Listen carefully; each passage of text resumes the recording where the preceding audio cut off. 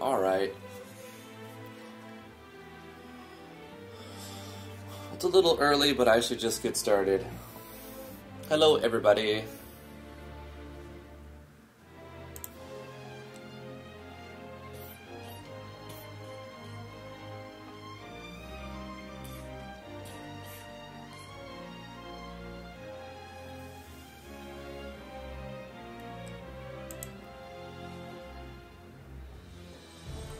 How's it going, everybody? I'm Drifty from Driftwood Gaming. Thank you so much for coming to the live stream. We're going to be playing RPG Maker MV. We're going to be messing around with the project, continuing our progress on Natural Explorers.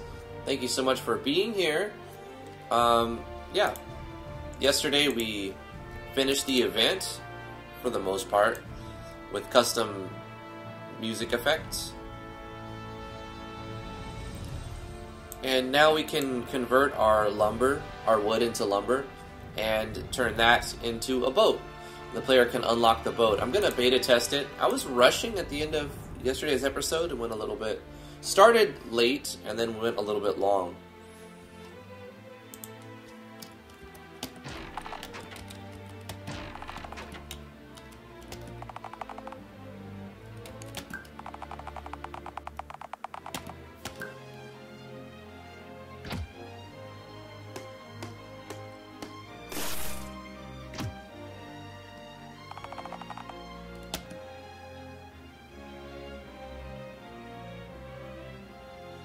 As always, if you have any questions, put them in the live chat.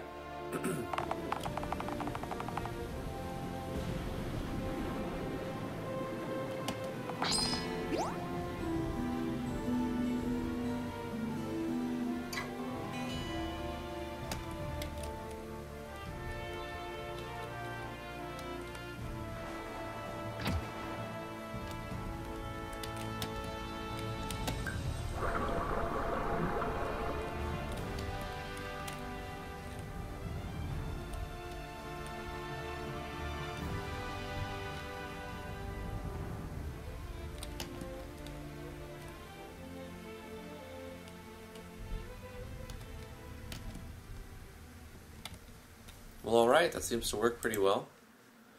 Let's update one thing in the port town. I want this to actually be accessible from here as well, so we'll just copy paste this event.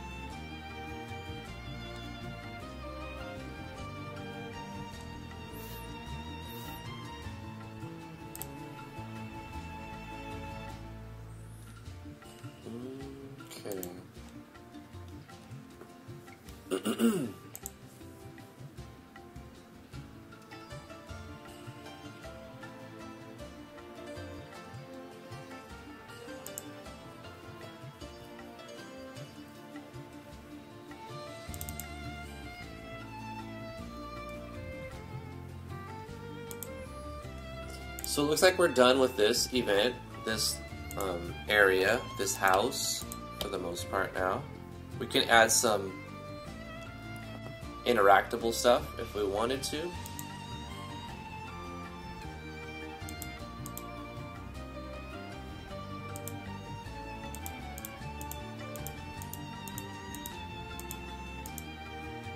I think anything that I want to be interactable, I'm going to put like a flashing star on it so the player knows to go there, instead of assuming the player's going to check everything. I'll just let the player know where they can go to get interactable stuff.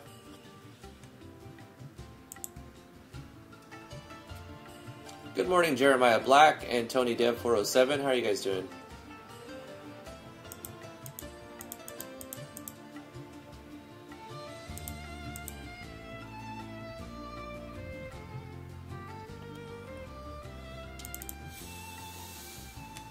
So now this guy is going to say different things, but he has his own custom movement pattern.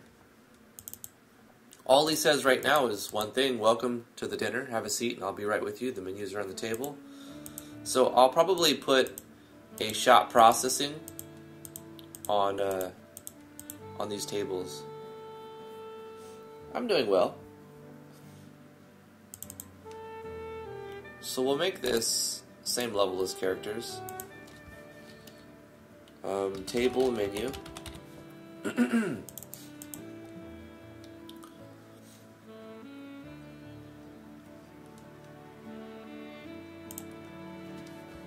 Order a meal. And not right now. The player tries to order a meal. We'll do a shop processing.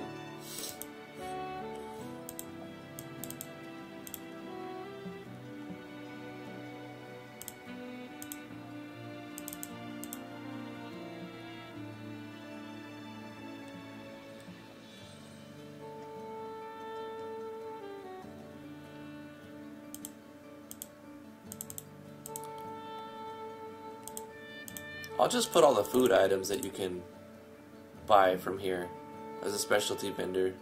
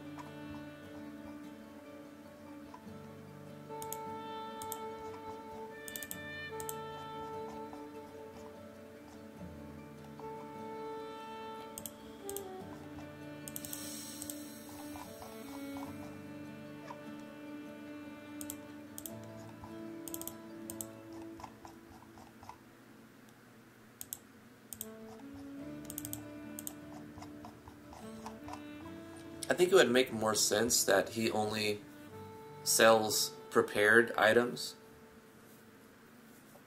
So I'm going to change it to that eventually.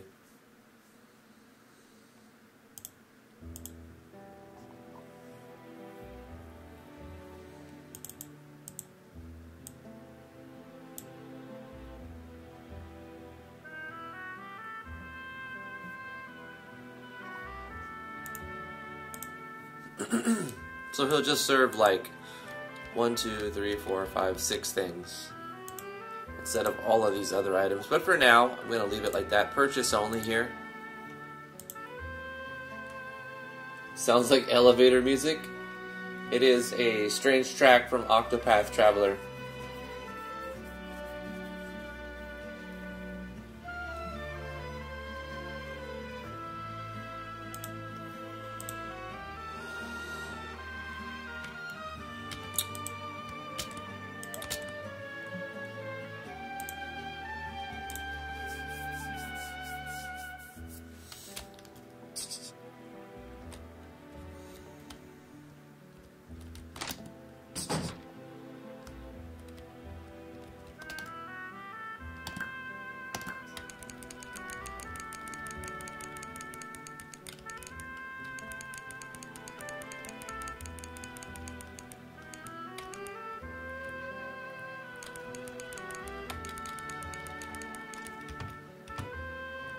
Thank you, baby.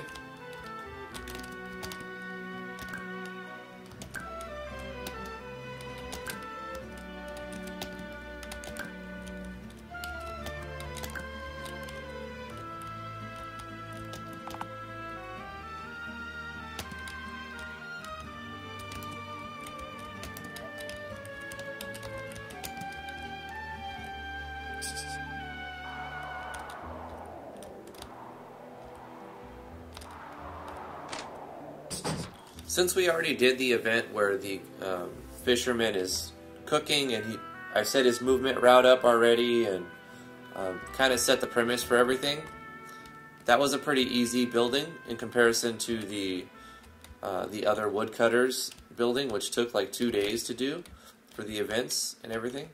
That one took like 5 minutes, and that's basically it. Just set up a shop processing. That's all there needs to be there. Now this one will have a vendor right here, but I'm thinking about setting it up so that you have to look around to see what he's selling. That could be a lot more work. Or we could just talk to him and do shop processing. It would be more convenient for the player just to have a shop processing, and if they want to look around, they can.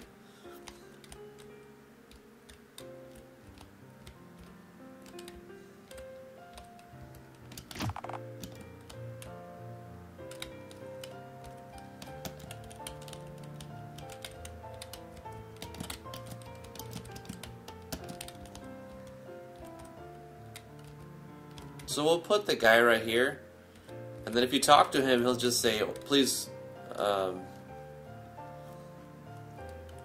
make your orders from the counter or over the counter or something like that. So you have to talk to him from here so that he can weigh stuff out or whatever. So let's make that event, the general store guy.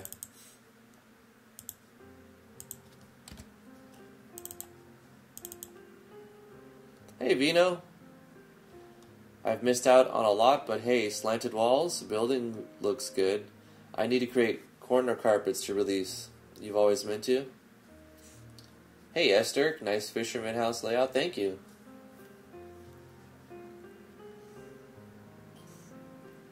Yeah, that's the FSM tile set. It's really good.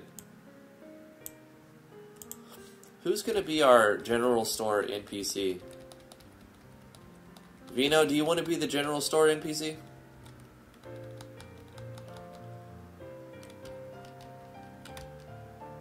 I think you want to be the general store NPC.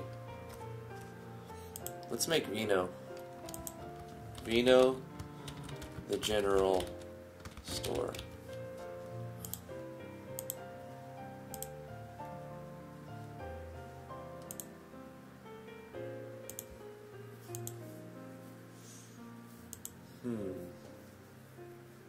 We gotta make you a sprite though.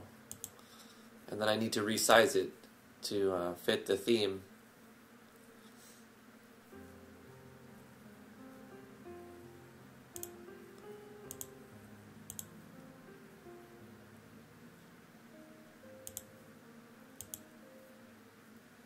Yeah, he's definitely got to have a mustache. Vino, do you have a mustache?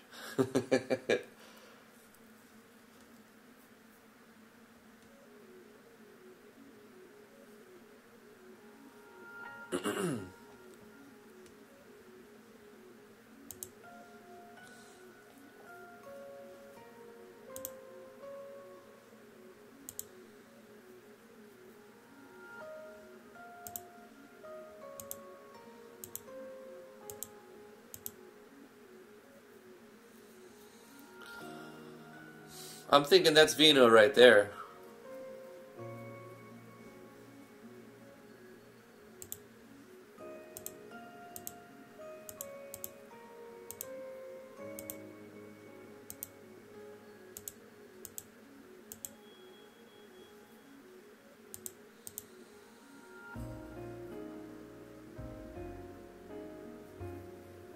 The closest image anyone has to me is my Discord Mad Hatter icon from Alice in Wonderland.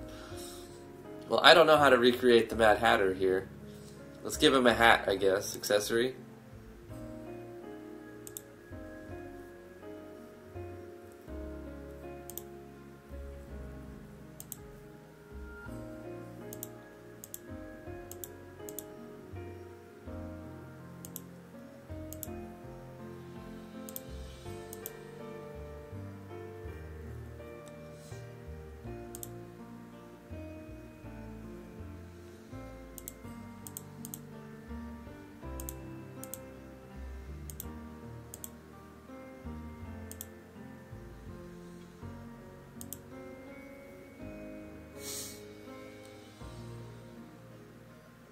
It looks like a girl who glued a mustache on her lips.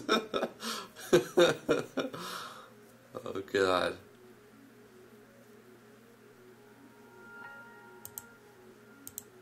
What about now? We got a more defined jawline there. Let's change the, I guess, the smile to something.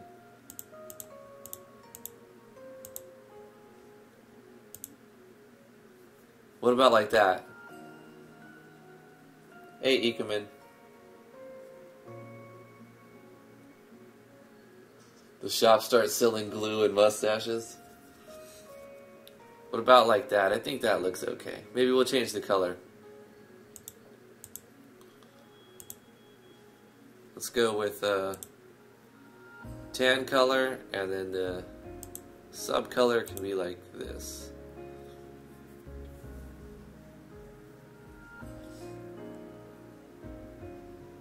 What about hair color?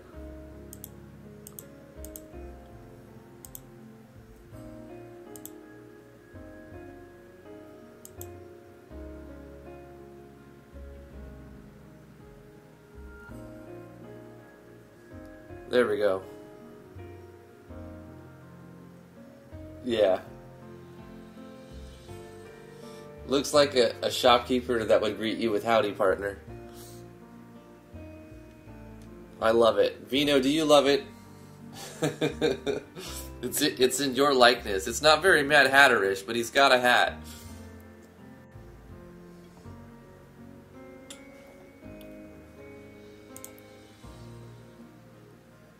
Alright, we're going to export this as Vino.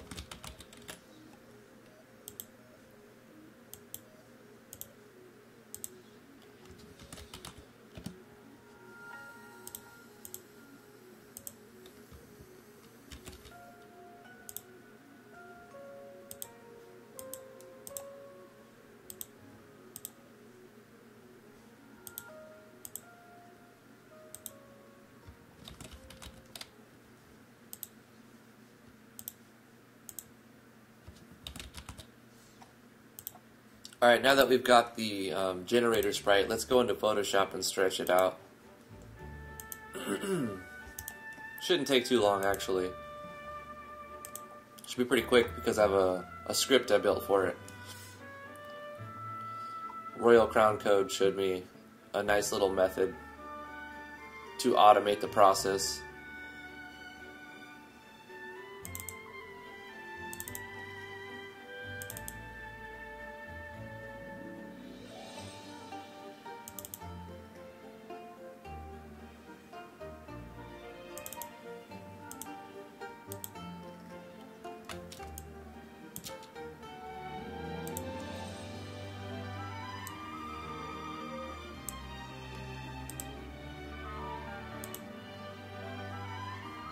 There it is. All done, boys. Let's open up the battler while we're at it. SV actors. Sort this by date. And do the same thing for the battler. Boom.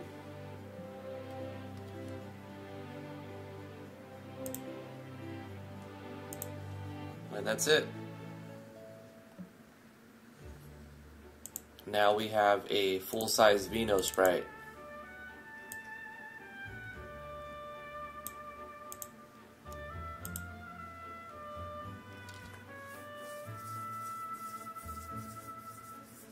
Hey Wasif, how you doing?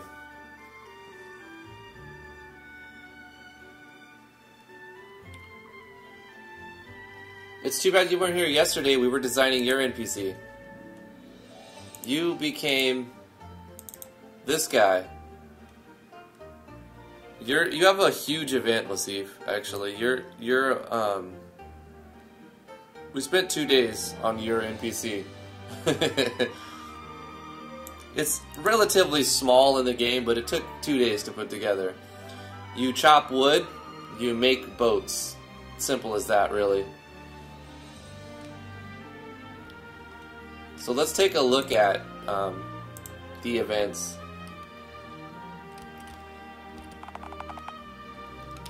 So you can process wooden logs, but you need to have the money and the logs to do it. I took out the treasure chest that would give me the things. Also, you're the guy we go to get our first thing. You know, we have to get a boat. We have to take lumber. We have to take logs, and then you chop them. And then when we get 200 of the chopped wood, the processed lumber, I forgot what I called it. But anyway, 200 of that and 2,000 coins, you get a boat that comes right here and lets us sail around in the shallows. And then, who did we have for the... Yeah, Will Black is our fisherman and cook. Demos Overkill, morning. How are you doing?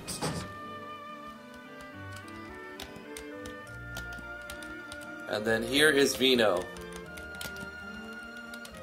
wearing a very fine hat indeed. Very, very fine hat.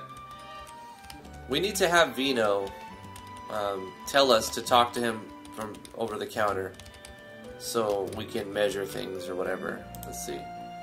Let's switch over to the general store. So when talking to Vino,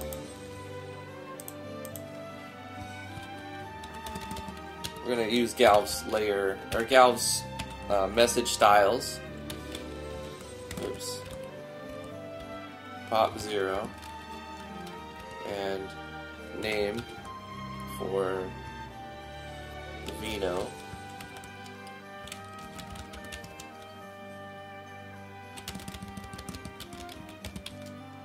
Let us handle business over the counter, where the scales are conveniently located.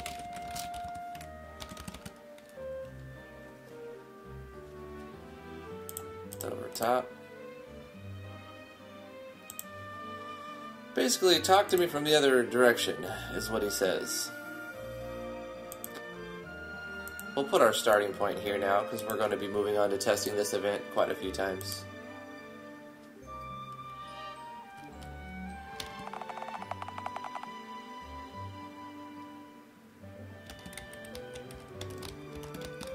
Good. So he doesn't talk to us right here. So we can put an event on the table that actually replicates Vino.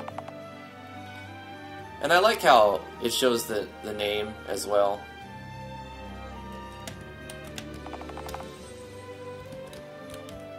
Cool.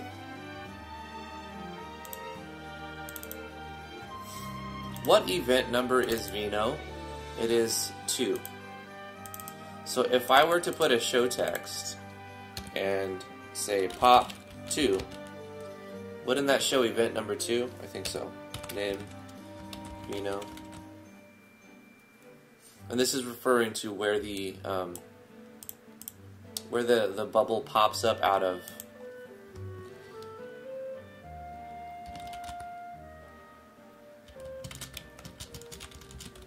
What can I get for you on this fine day? And then he'll do a shop processing.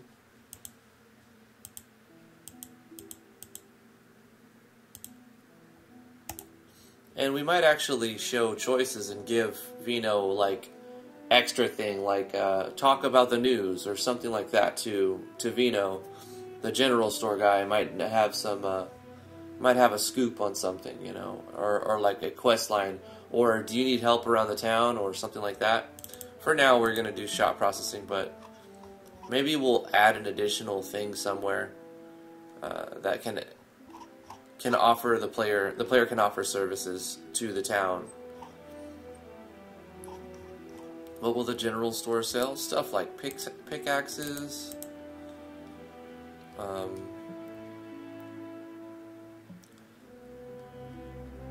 leather and wool, right? Nah, I'll make a special spot for leather and wool, like for the tanners or something, in a bigger town, because we have a lot of other NPCs to make, so we can't throw everything at our guys. Food rations are going to be available everywhere, so the player doesn't starve, and that's how you GG, so I'm making them available everywhere.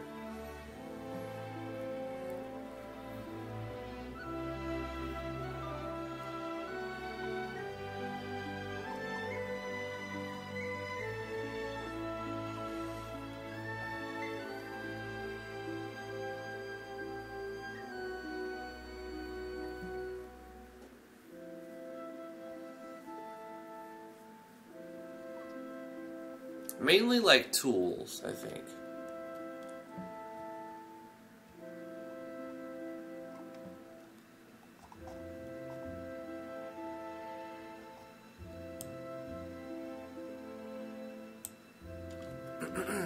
Did I make a saw yet? I need something for chest of saws, so you would get like a woodcutter saw. I believe I did.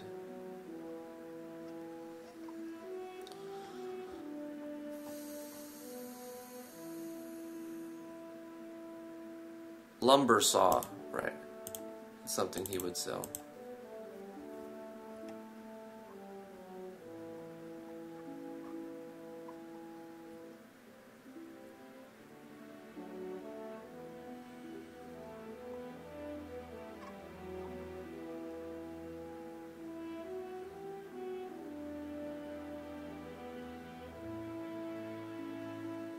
I want to make a unique item. I'm thinking of making like a consumable item that teleports the player around a little bit based on certain things.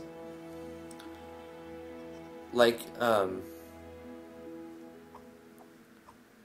if they're in a dungeon, maybe, for example, the rope that's on the table.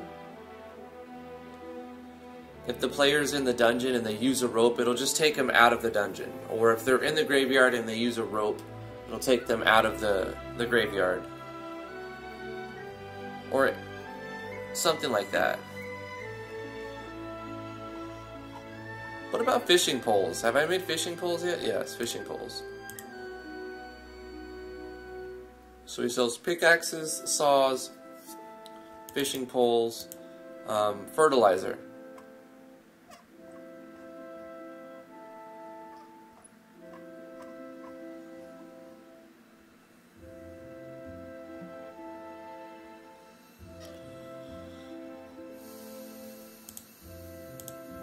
These are all things that you need to run your other businesses.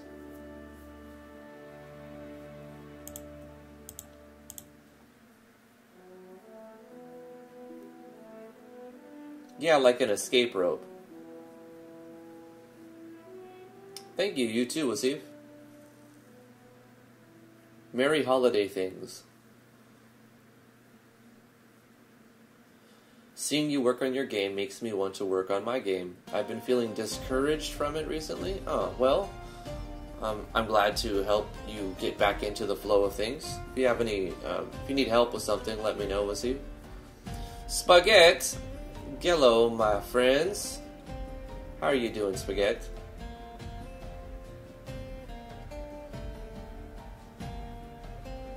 Yeah, I love the FSM tile set. It is really good. This is going to be Vino's store.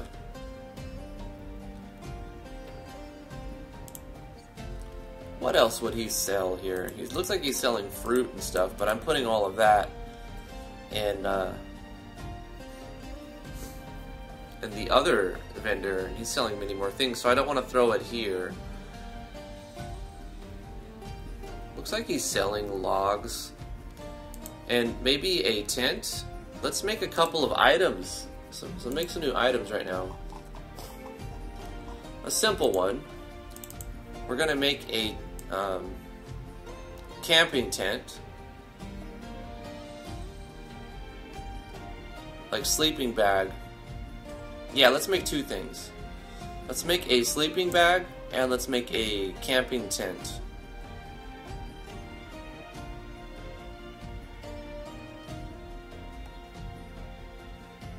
I guess we're gonna have to make icons for these things. Sleeping bag is going to be a regular item that is consumable, and it's the scope of one ally, usable only on the menu screen. Can't use it in battle. Use this on the world map to fully restore a single party member. And what we'll do is say HP recover 100%, MP recover 100%, and remove state knockout. This will only work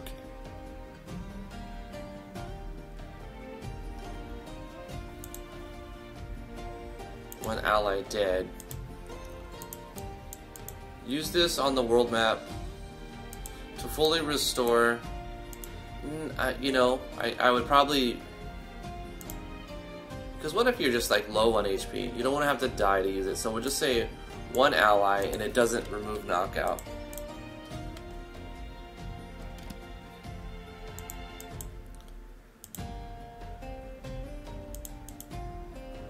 We'll make a new state for it too. It's going to add a state. State 45. So in the state 45, we're going to add a new state. We're going to call it something like slept well.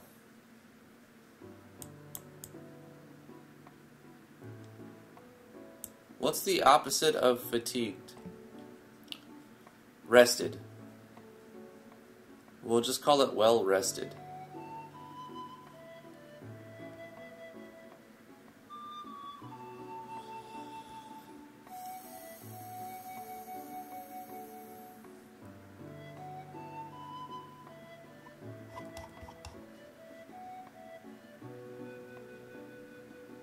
I don't want to make it look like this because this is too familiarized with like being asleep as a detrimental effect.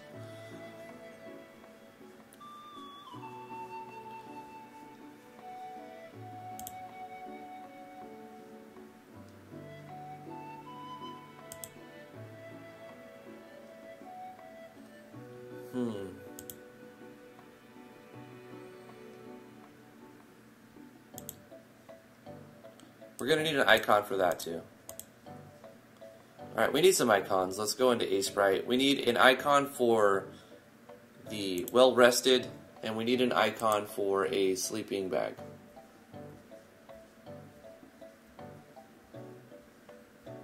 Hey Zarsla, me too. New 32 by 32. This is going to be very random.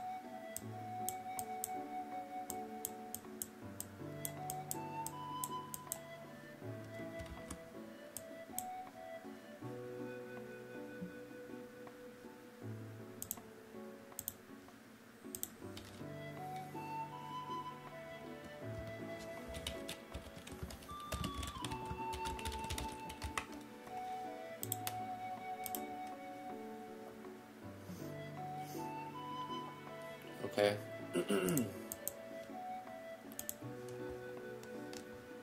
As a state icon, you can really do any kind of abstract design you want. So I just went with whatever first idea I had and roll with it. You're done with it, so there you go, right? For like something that's an icon that's supposed to represent an item, especially something that exists in reality, it's a lot harder to pull that off. So you kind of have to either look at an example of items, or kind of just get close. So a sleeping bag.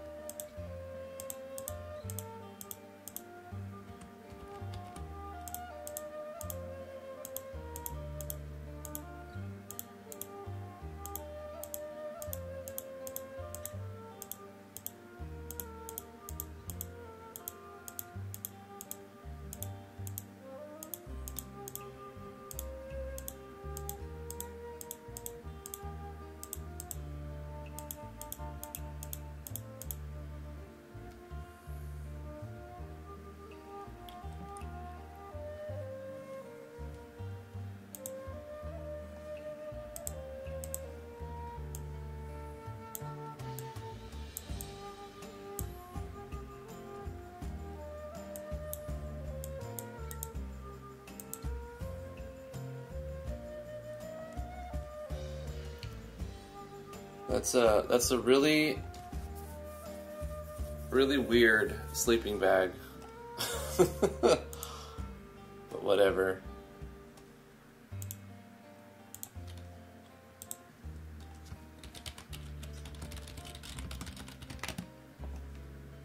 Okay, I'm gonna want another one for a tent as well. Maybe have a bed icon for well rested. That's a good idea. I could have done that, Esther. Or a pillow or something.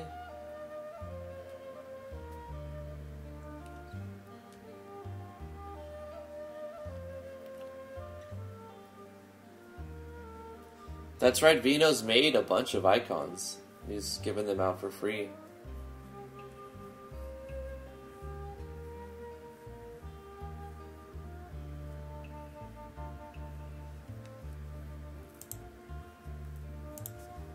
So let's make a tent icon. I'm going to want that too.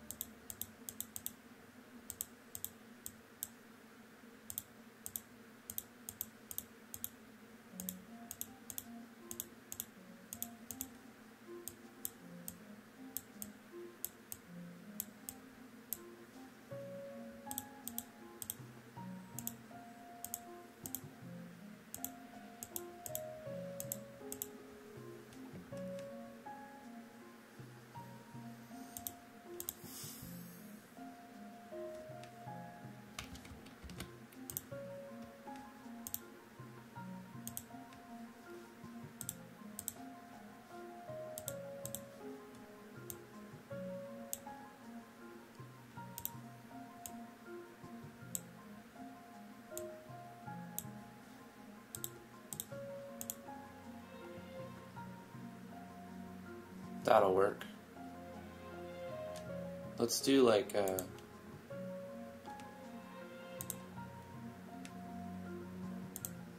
stake in the ground type of thing. I guess this is the closest.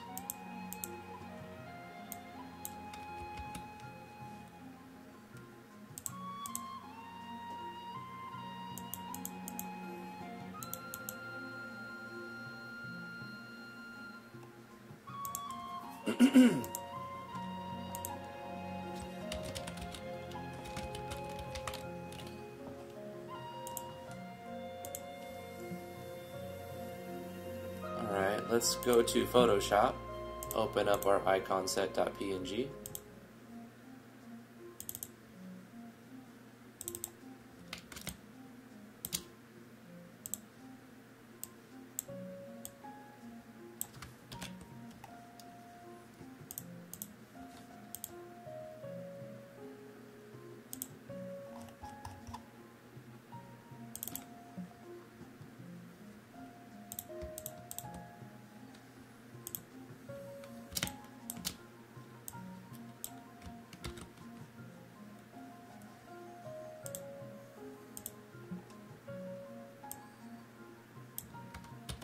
Paste that. Copy that. Paste that.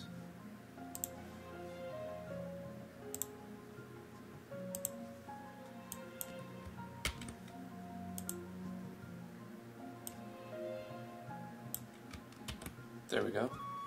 3 new icons. We'll save this as the same name, overriding the original as a PNG. Okay. Now if we hit OK, save the game, reopen the database, it should show them.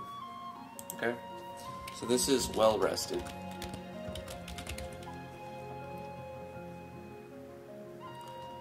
And it will be removed after 15 turns. Let's say 15 to 20 turns. And it's going to give max MP bonus. Max HP times 120%. So 20% max HP bonus. And also max MP bonus.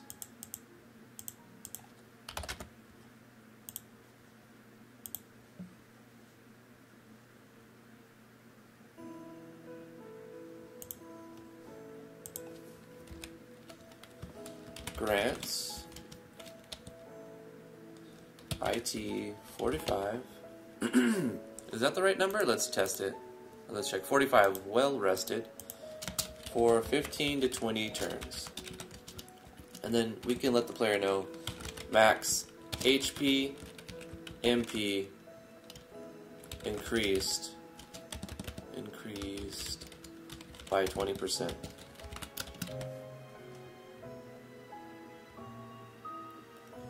What's the price on a sleeping bag? I don't know, that's a great buff. Let's say 1,000. It is consumable. And we're essentially going to copy this sleeping bag and paste it and change this icon to tent. We'll call it portable tent. Fully restore, instead of a single party member, we'll say the party.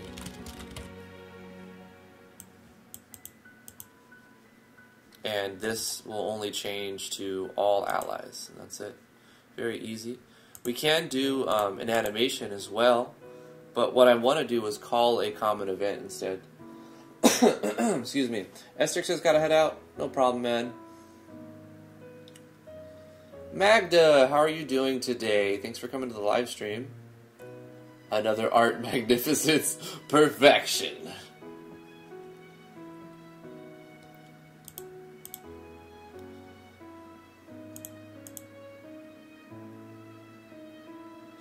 I think the tent came out really well. This looks like more like a log, to be honest. The sleeping bag looks more like a log.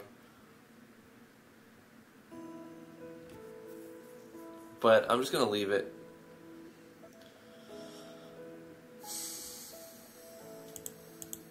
The tent looks like a tent. That's great. Looks like a shoddy tent.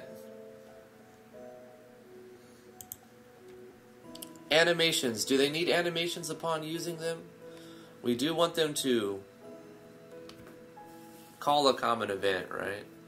So let's make a common event that'll play.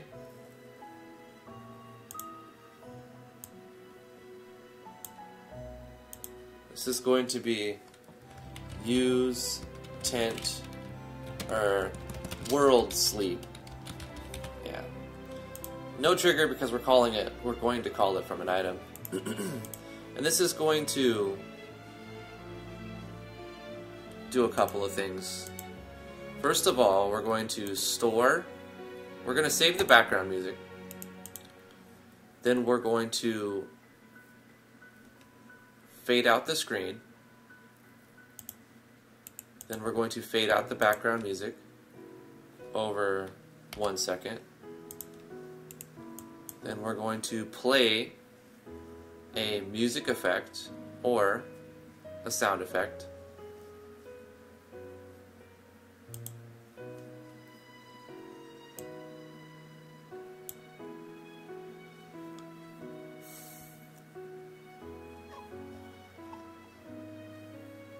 I wish I had my piano still. I sold it because I had to move.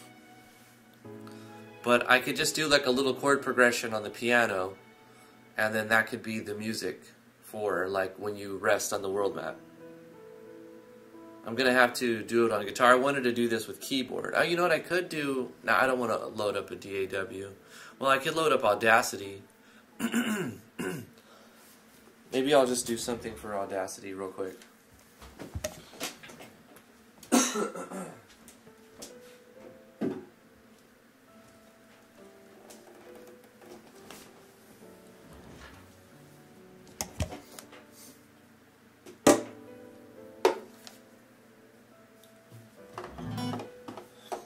I could just do a chord progression on the guitar until I get another piano keyboard thing.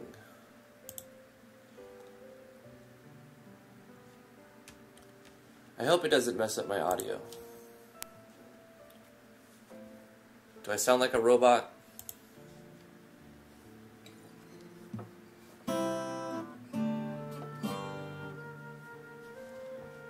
Let's pause this amazing Octopath music and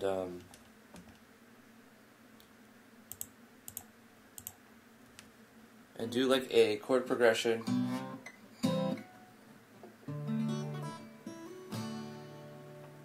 There we go. We'll just do something like that. Terabyte Media just subscribed. Thank you so much for the subscription, Terabyte. Appreciate that.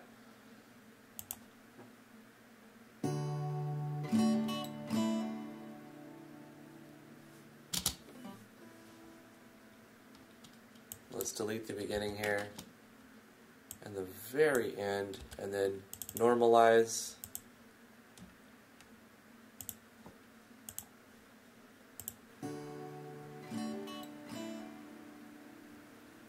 Oh, that's okay. There's some also I need to, you know what, let me just try again a little closer to the microphone. That way when I normalize I get less dead air.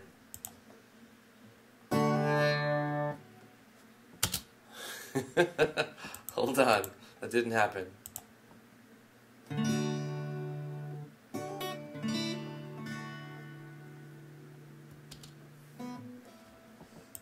Okay, delete the end, delete the beginning.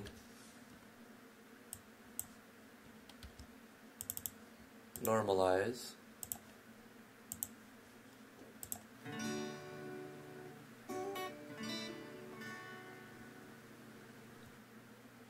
Alright, let's take this little section and use that as our noise reduction profile. Then we're going to delete that little part, and we're going to apply a noise reduction over the entire thing. And then we're going to limit, and then normalize the entire thing.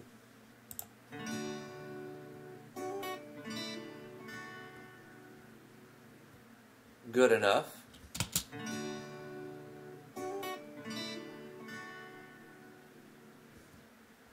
Alright, let's add a little bit of a reverb.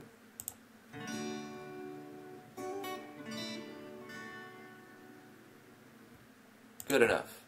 I wanted a piano chord progression, but instead I'll use like a melodic change on one chord for the guitar. It'll work for now. Export the audio, and we'll call this background sound. No, it's not background sound. We're just going to call this sound effect. You know what? I don't need to say sound effect. We're just going to call this World Sleep SE. That'll work fine. Okay, good enough.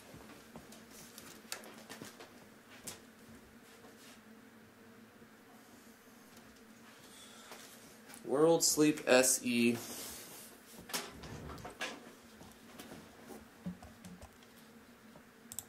Let's get Octopath going again.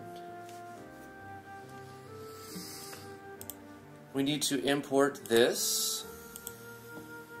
So game, open folder.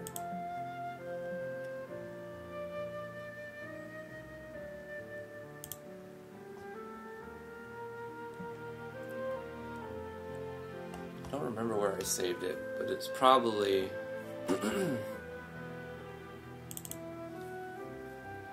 here somewhere.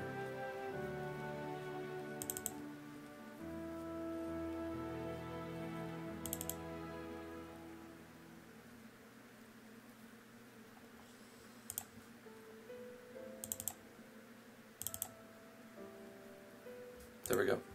Found it. Game open folder. We're going to put this in Audio SE and play it here. It's really more of a music effect. Gosh, I'm so raspy today. Sorry, guys. Please excuse me. I'm going to copy this into the ME as well, because I feel like it works as a music effect. DG _ World Sleep. Just like that.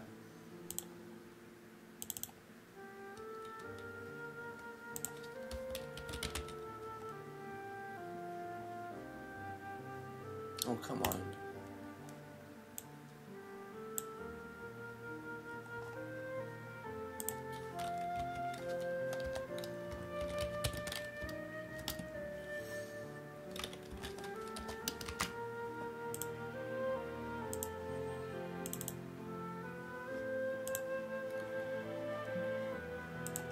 Alright, in our common event, we can play it as an Emmy, I suppose. We can change the pitch if we want to as well.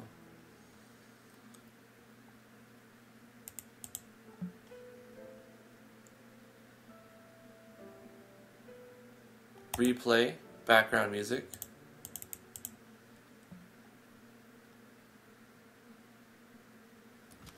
And fade in the screen. Actually, we want to put a weight, don't we? Fade in the screen. We'll put a weight right here. 1 second. A single second.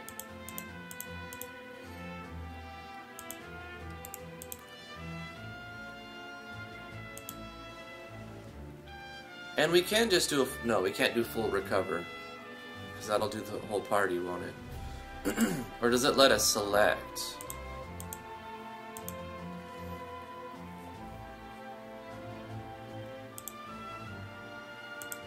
Yeah, it won't.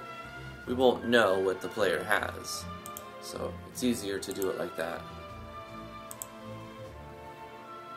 This is just the cinematics. This is all that is. Before we do this, we can actually show an animation, because why not? Show an animation on the player. Let's make a new animation for it.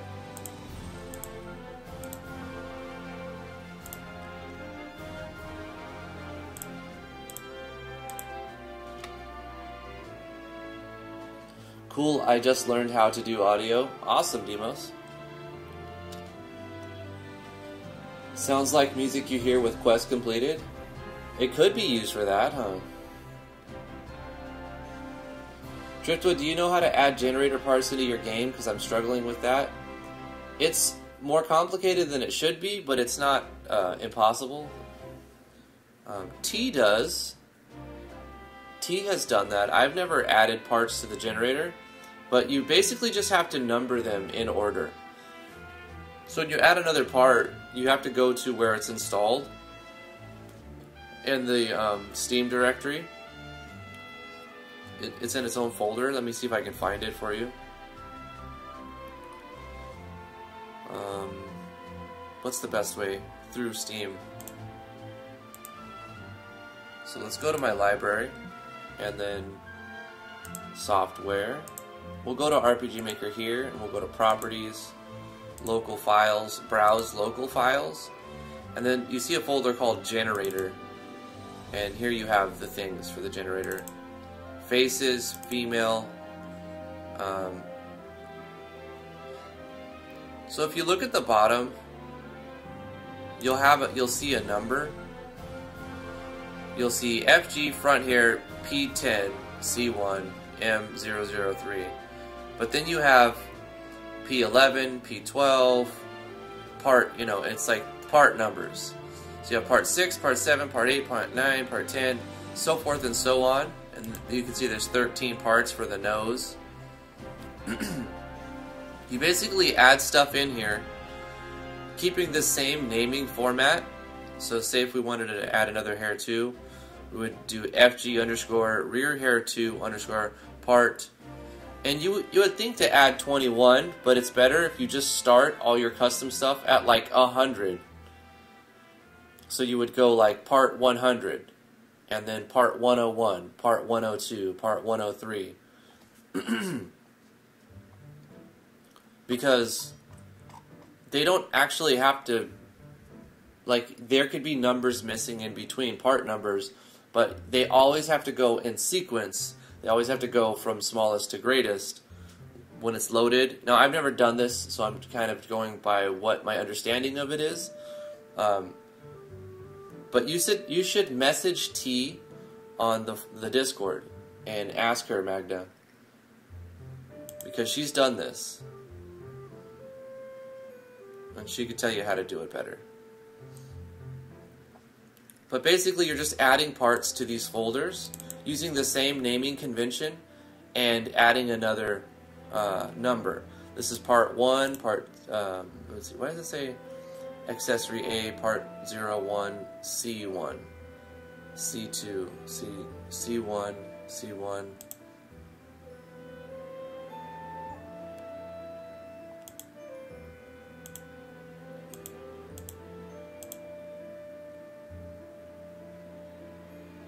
if I was going to try to add something, I would just rename the part where it says P0 whatever, or you know, P10, P20. Not rename, but put in your custom assets, and then change their name so that you have part 100, and then part 101, part 102.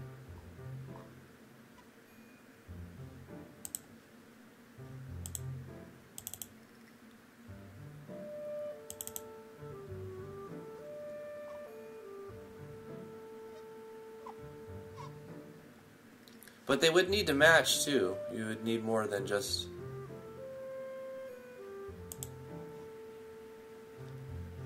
Like, for example, if you add a part on the hair, you also need to reference that part on like the side view battler. You don't actually have to make a new like a custom one for it, but there needs to be something there with that same name. So if you add a new part in the other section, you need to like copy paste one of these other ones and then just rename it with the same part number, so that there's a number there that lines up. That way it doesn't, I don't think it'll crash, but I don't know if it auto assigns one. So you want to at least pick a hairstyle for the side view battler. If you add something for the face graphic or something, you can copy paste one that's already in the side view battler and rename it to that same part number of the new part that you added for the hair, if that makes any sense. But I've never done that, so like I said, ask T. One of these days I'm going to mess with it.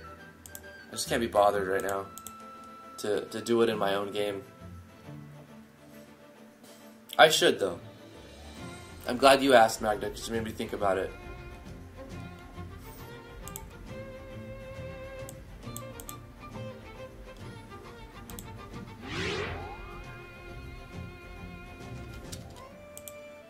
We're looking for an animation for when we are gonna take a nap on the world screen.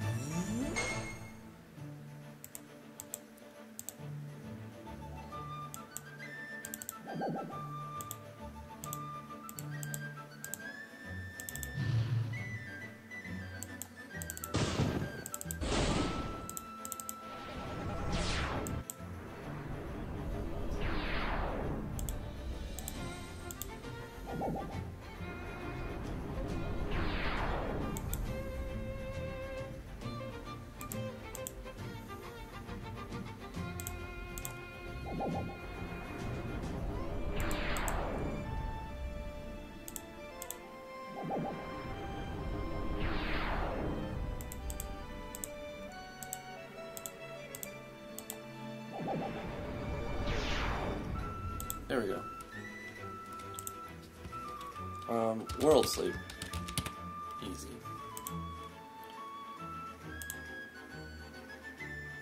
Okay, play an animation, save the background music, fade out the screen over 1 second. Fade out the music over 1 second. Play a music effect, wait 1 second, replay the BGM, and fade in the screen. That's all this is going to do. So when we call these items, it restores HP and MP, adds a state for 15 to 20 turns.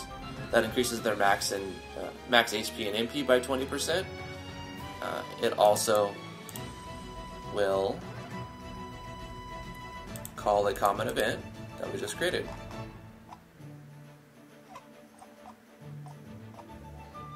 World Sleep. Cool. We could put the animation on the item itself too, but since it's only being used on the world map, it won't matter. So let's test these out.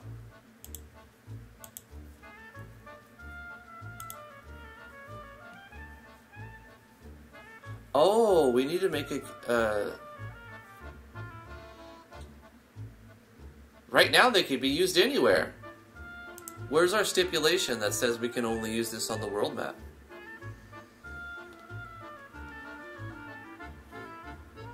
So we can either try to code in that stipulation, or we can just let the party use it anywhere.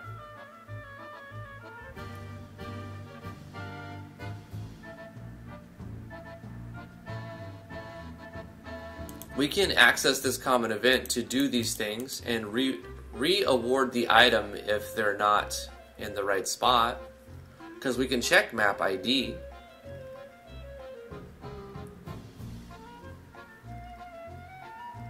But maybe we want to let the player restore inside the dungeon. It's going to make the game easier. But we'll make these expensive, or more expensive. We'll make this 5,000. This will be 15. Oh, 1,000, I like that number. And then we'll do this 4,000.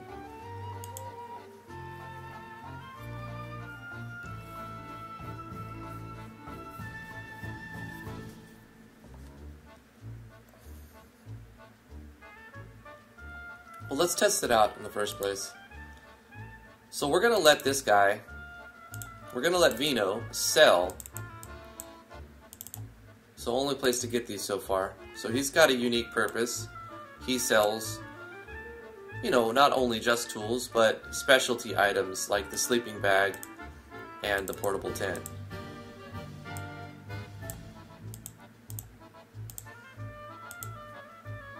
Let's give the player some starting money. Actually, we're going to hide some money in here. Shh, don't tell anybody. I'm going to hide 10,000 coins right there. Same as character.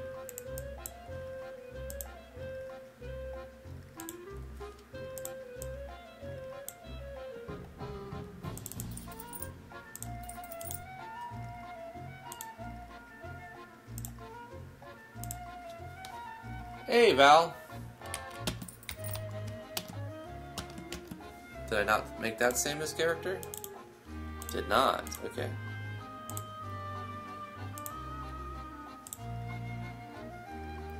Neo! Anyone getting an echo? Are you getting an echo, Neo? Is it because I have Audacity open? I don't know if that should make a difference. That's a good question. Is anybody else getting an echo? Testing. Testing 2. Echo. Do you have my stream open on Twitch and YouTube? There's definitely some double feedback. Do you have my stream open twice, Neo? Like, is it on the Discord playing and then like a second later on a browser tab playing? I've done that before, and I've told people, I've literally done that. I was like, no, your stream is repeating itself. And it's because I had 2 streams running like a second apart. Is that what's happening? Yeah, I figured that. Oh, no, you don't know yet. That's what happened to me anyway. We have no coins. Let's go here.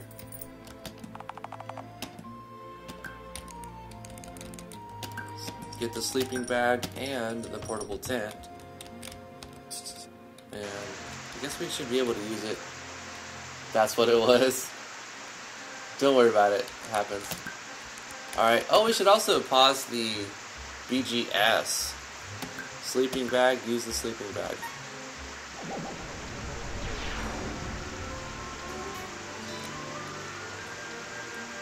That was a little bit faster, and I kind of want to...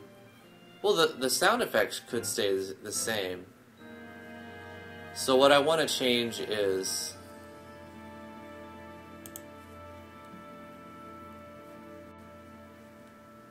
in the common event. Play the animation, fade out the screen, do that, wait. It needs to wait longer, actually. Replay the BGM, fade in the screen.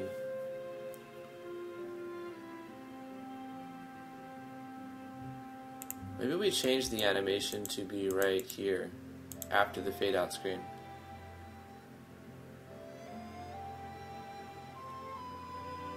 Maybe we make another animation for when it's actually used.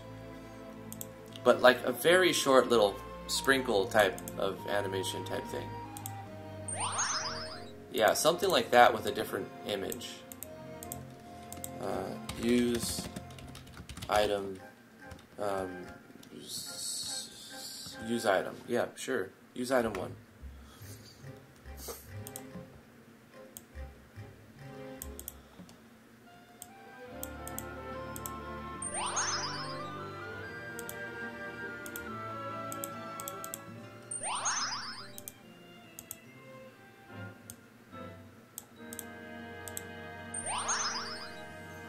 I like that. Let's change the sound effects, and we don't want here, we don't want any of these flashes.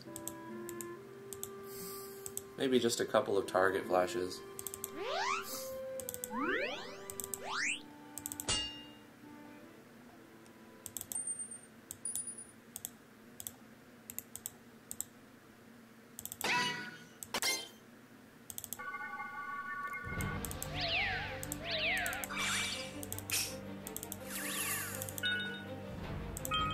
I like that.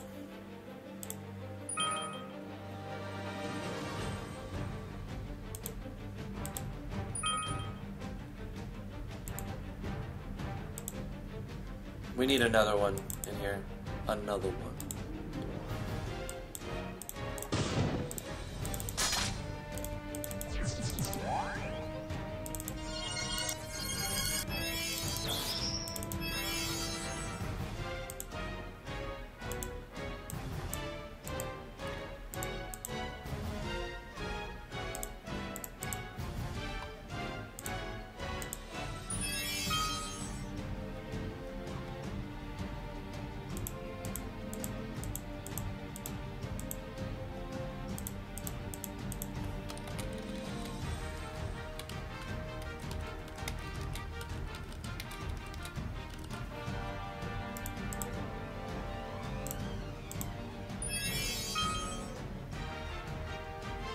Okay.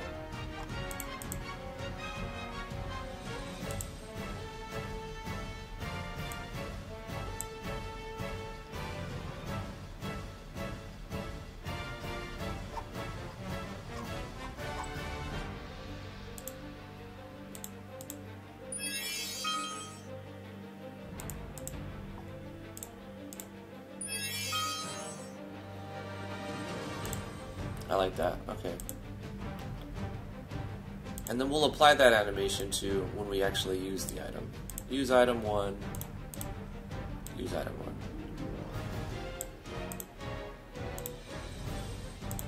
Alright, let's test it again.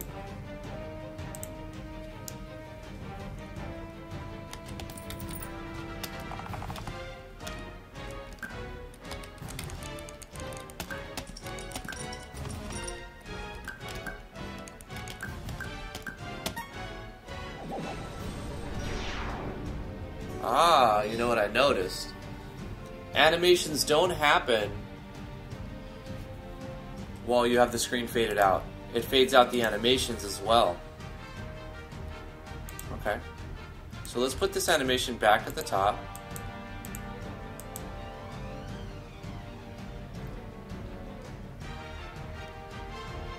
Change the fade out to be 2 seconds.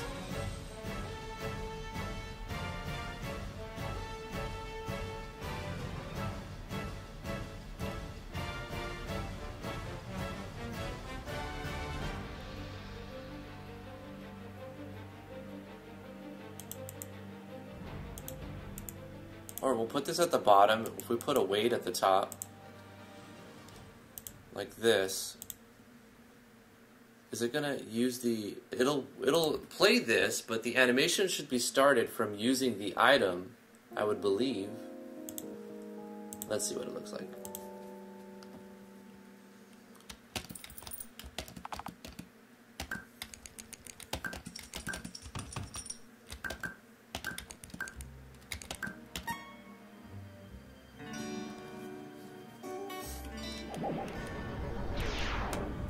Okay, so it doesn't play that animation that we give it on the item unless it's used in combat.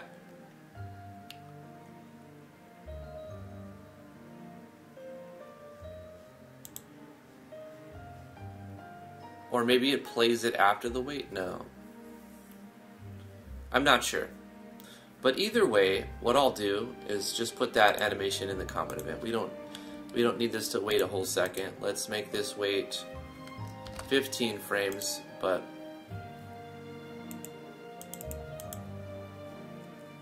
we'll play an animation.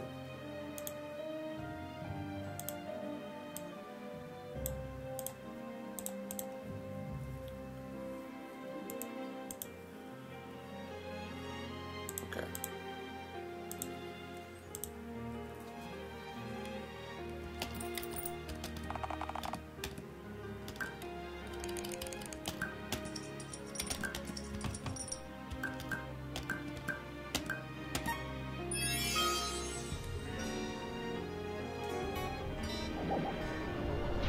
I like that. Okay, that works fine.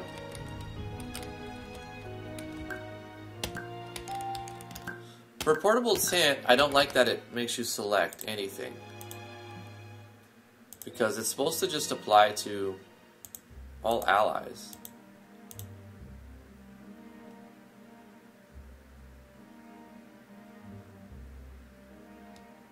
What I could do is give it no scope, get rid of this here and here.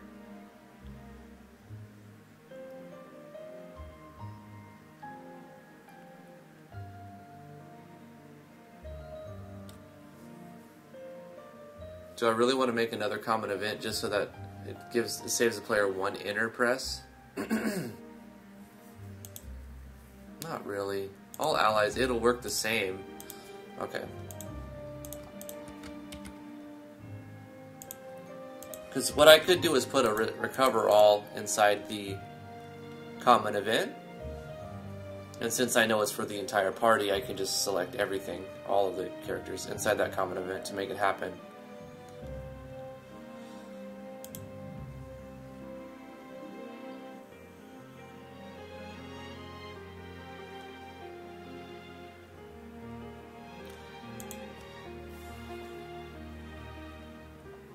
I could do that with this as well and just change the common event.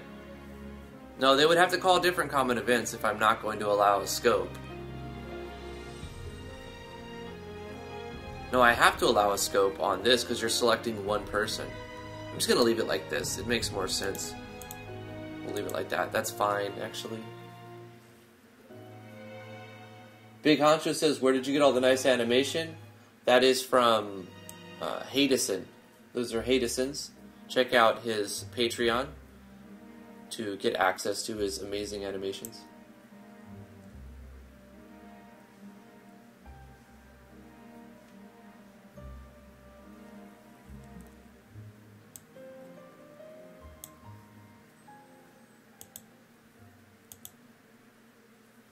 Let me see if I can find that.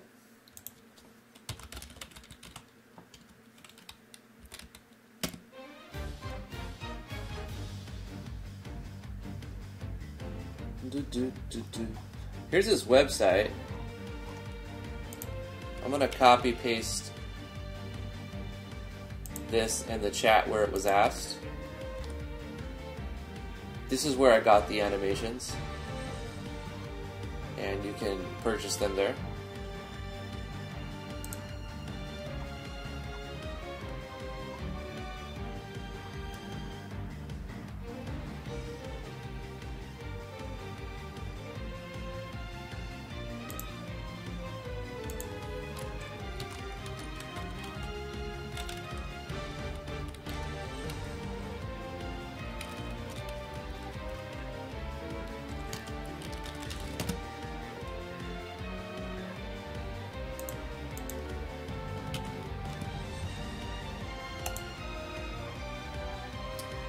I found him.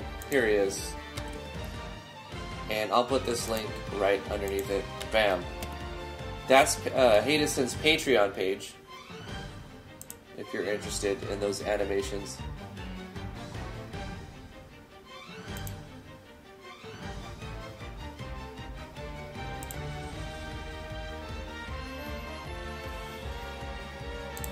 Alright.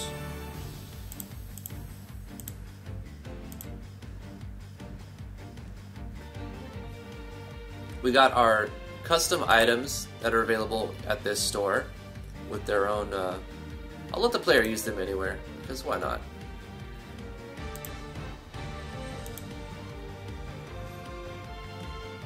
Except in combat. Can't use it in combat. So does that mean we're done with the port town? It seems like we've been on this town for weeks. I think we are, though. We finished everything in the port town. We made the maps. We made the interiors. We added the doodads for extra details. We did the shop processing. We made the event that lets us get a boat and process lumber. Yeah, we're done here. Now I'm going to go back to the world map and double check these events. I'm going to see if the lumber mill requires the saws. I believe I updated it so that it requires that you need saws in order for it to produce lumber.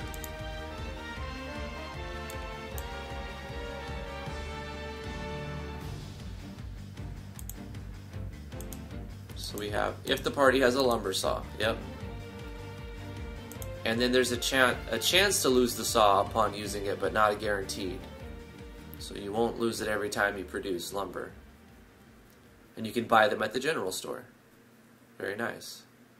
Also, every now and then the traveling merchant will sell them.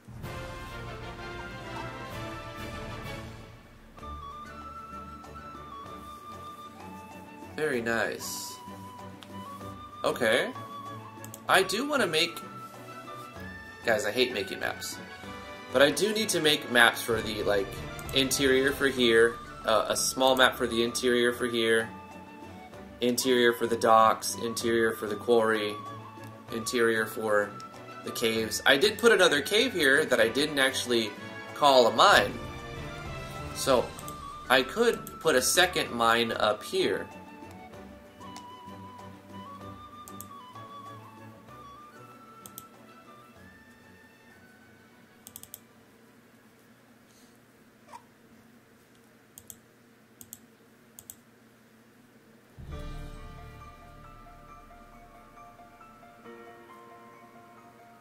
But what I have to change if I were to just copy paste this event, the timer and the purchase switches, and literally that's it. Oh no, over on this second one would also need to control the pause timer and the mine timer. So we have a mine timer, a mine pause, 2 switches, and a mine purchase, 3 switches, and that's it. Let's replicate this mine, copy it, paste it here. Obviously, we're going to have to replicate the common event as well. But the rest of it should stay the same. So when we have mine timer 01, I'm going to create a mine timer 02.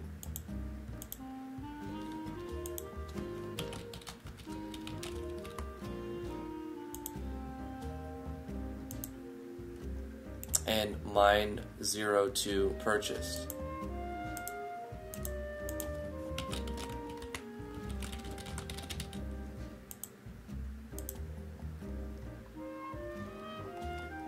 And then rename this to mine 2.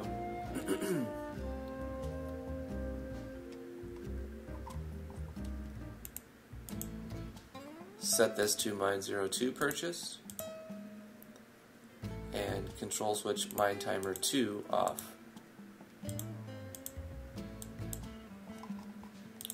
Now we go to the common event, where we have mine timer 01, copy the entire common event,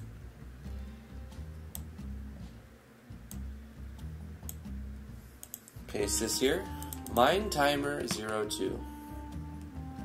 We change the switch condition from mine timer 01 to mine timer 02. Switch. Now we need to make a new variable, mine timer 02 variable. So we edit this.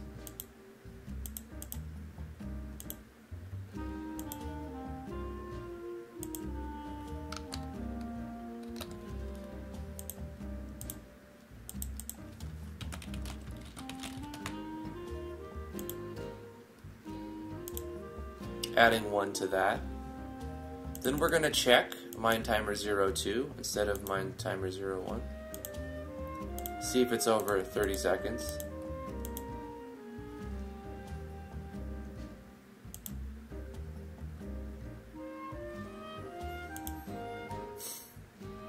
That can stay the same, checking if the party has the item, rolling a random number,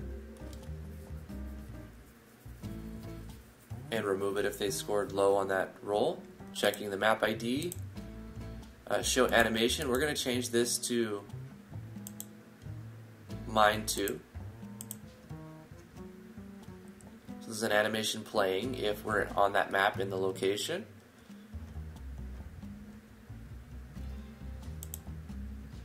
These variables can stay the same, rarity check and pickaxe count. We'll have to change on event number. So we have to look at what event number this is. This is event number 13. So in our common event, when we're using gab stuff to reference, or icon balloon, for event 3 we're going to just put a 1 in front of it so that we're referencing event 13.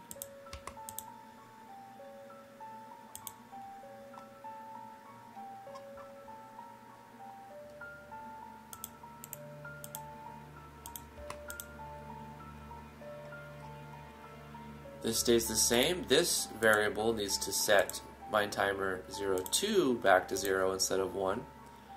On the else handler, we need to turn the switch mine timer 2 off instead of 1.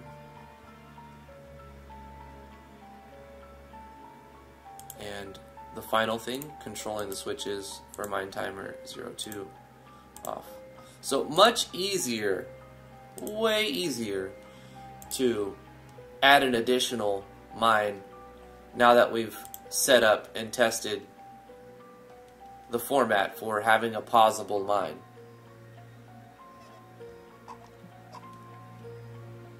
So we've added a second mine to this area. So this will be the area where you're going to be doing a lot of the mining stuff. We got a quarry and we've got a couple of mines. But over here is where we're going to be doing more logging. On the second thought, I'm just going to put a mine here instead of 1 here and here. Just 1 mine for this area, since we put 2 over here. We'll have our third mine right here, but we'll have like a new high quality lumber logging type of area over here. So this should be very easy to replicate. Right? Let's add this right here. Go back to the event. Take this. Actually, let's copy from the original. No, we'll copy from this. And paste this here. We'll do the same thing. Since it's fresh on our mind, it should be easier as well. We're just going to change the instances of 2 with 3. So we're going to create new switches. 3 new switches and a new variable. That's all we really need. So edit this to give us mine timer 3.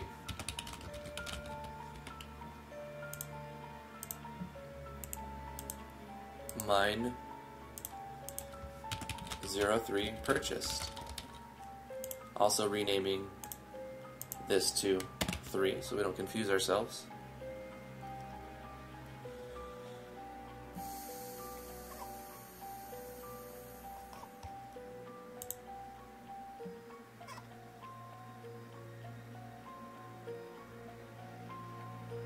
Wait, did I forget something over here?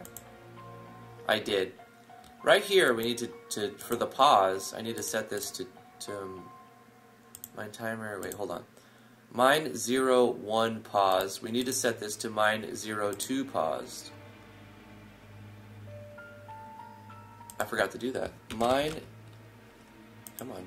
Mine 0-2 pause.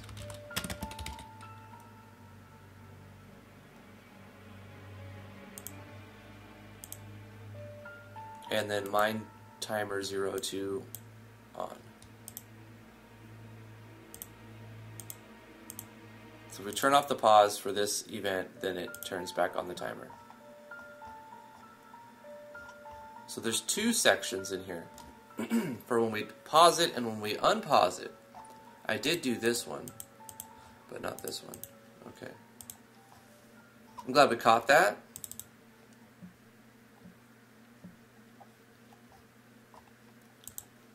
Over here, we need to change this to mine 0-3 paused. Right, hold on. Is that right? Mine 0-3 paused, yes.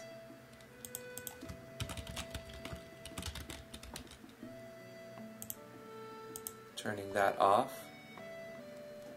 And turning the mine timer 0-3 on.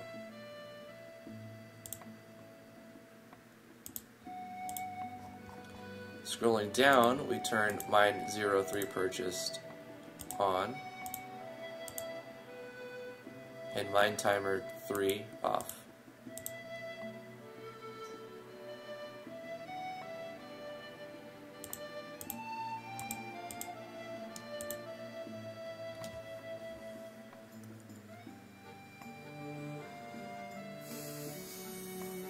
When I pause the mine, why does it have to turn purchase back on?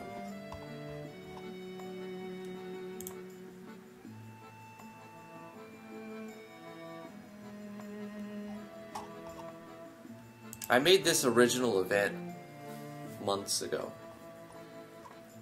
I'm not going to start messing with it because I've done testing and I know it works. For some reason, I have to turn the purchase switch back on when I pause it. I'm sure there's a reason for that.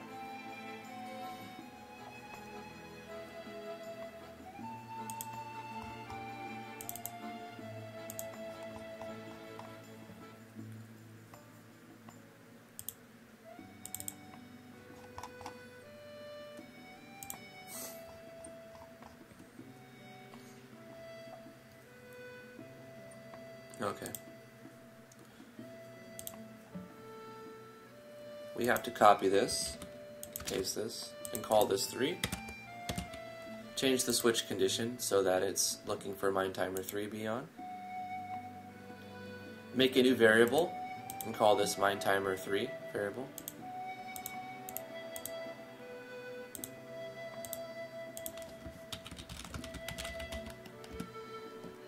Adding 1 every frame if it's over 30 seconds. This all stays the same, stays the same. This would be event 14 now.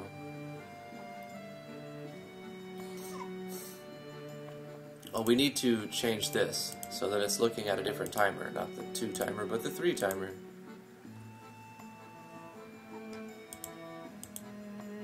Change this plugin command to reference event 14.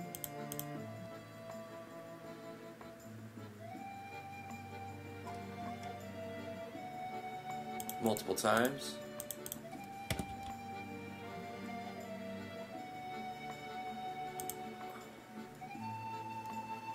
Hey, OmniSlash.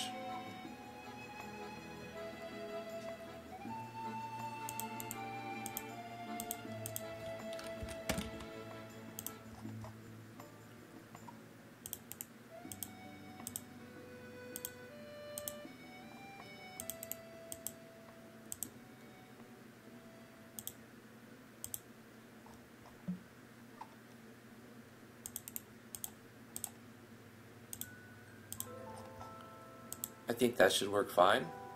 I do need to test it because copying an event like this, and if I miss one switch or one variable, it breaks all of them, or it breaks multiple of them.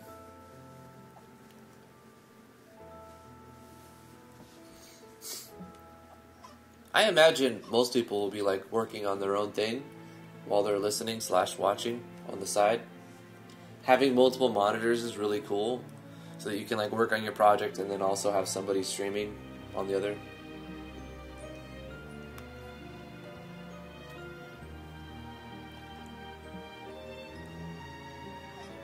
So now I'm going to copy the lumber mill event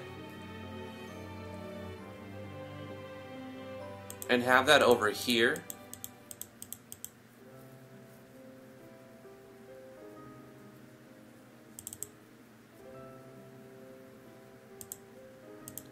This is much more simple.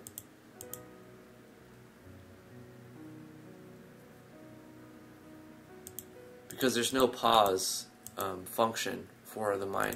Why would you ever pause your mines? I don't know why the person would want to do that, really. You're better off just getting more pickaxes and continuing the flow of money. It seems like an unnecessary feature completely. I think I was adding features just for the sake of, because I could, but it's completely unnecessary and counterproductive. Not only for the dev, but for the player to use that feature. I'm not going to take it out now. But I'm definitely not going to propagate the pause your resource nodes feature. If anything, I'll incentivize keeping them all running. So in that case, I'm going to propagate the lumber mill without adding the pause feature to it. Sometimes simpler is better. More simple is better.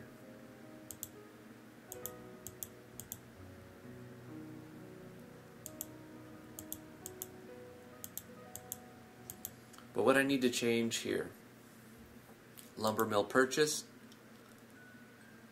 lumber mill timer switch, and lumber mill timer variable. So 2 switches and a variable. We don't need the third switch because we're not adding the functionality to pause. So even easier. And then as far as common events go, lumber mill will be even easier.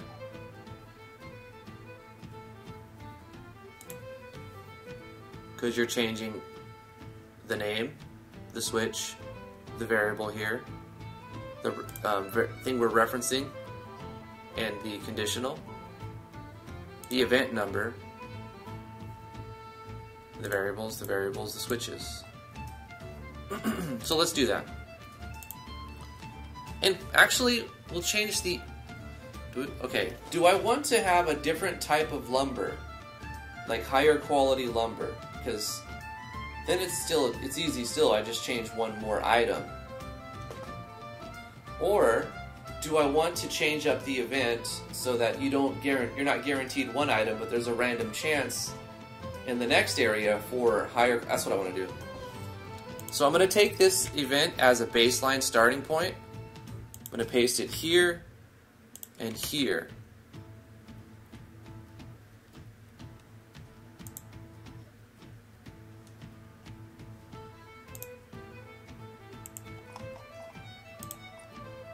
Oh wait, hold up. I use a different background there, so we get it from here. Or floor tile, I mean.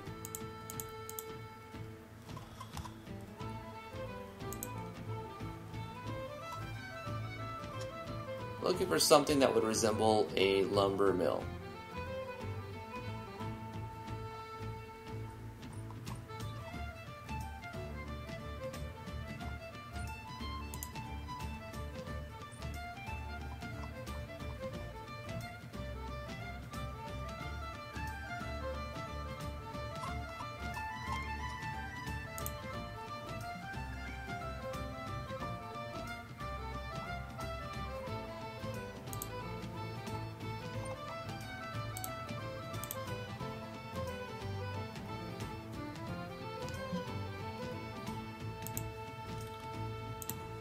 Alright, so we're going to take these events change this to lumber mill 2.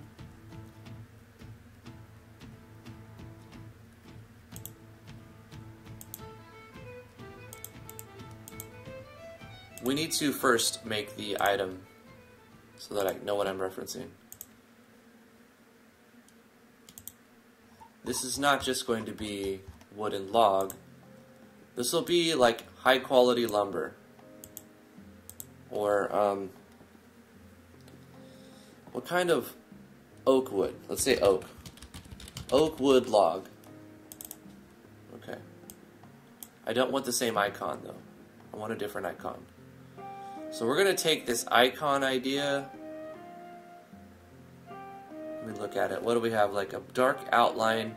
The inner part is lighter tan. And then you have like darker streaks with a couple of lighter streaks across. So I'm going to try to make another Ace Bright real quick.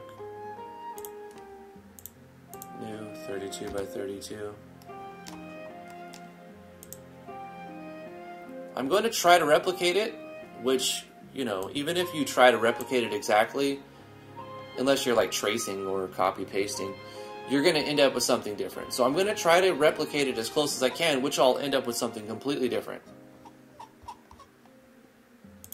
Because I'm also using a different palette. So we have a sort of a dark brown outline.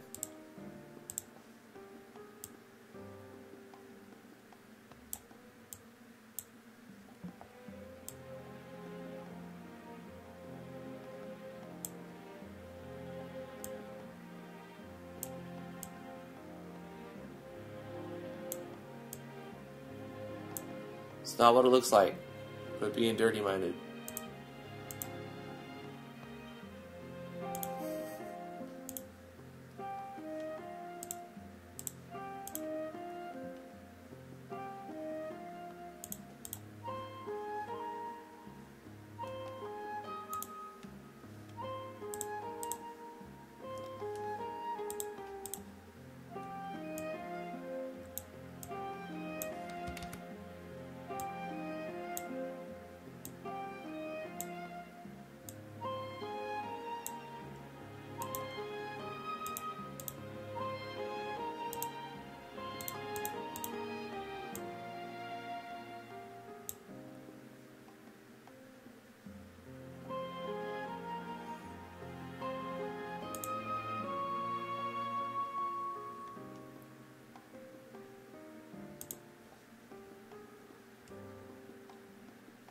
Looks like gun ammo. Herald of Misfortune. Kinda. Oops.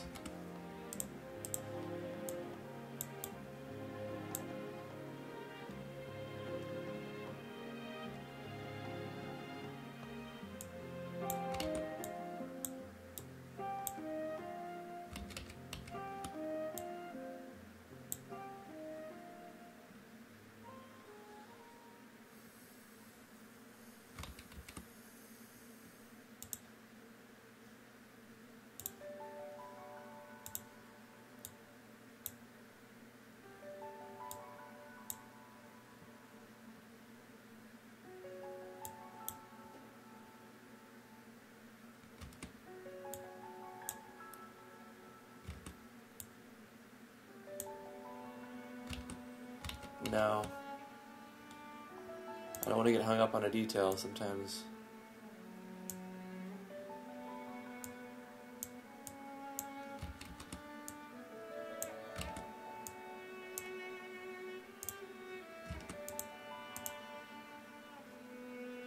Okay, I'm gonna have to just settle, that's fine.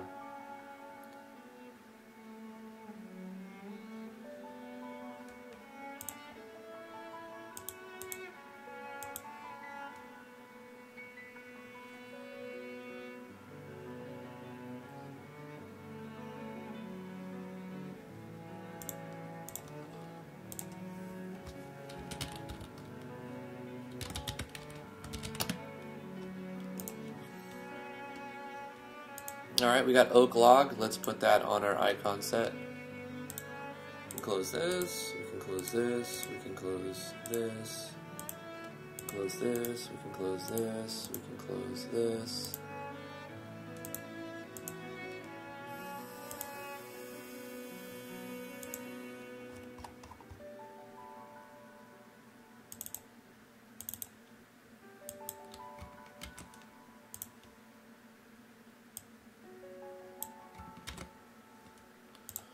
Save this as the same thing. Iconset.png. Overwrite that. Okay, okay. Back into the game. If we select that blank spot and hit OK, save the project, reload the database. And there it is. Oak wood log.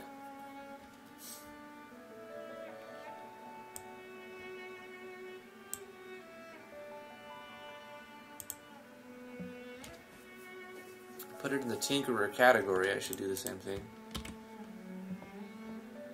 100, I'm going to price it higher.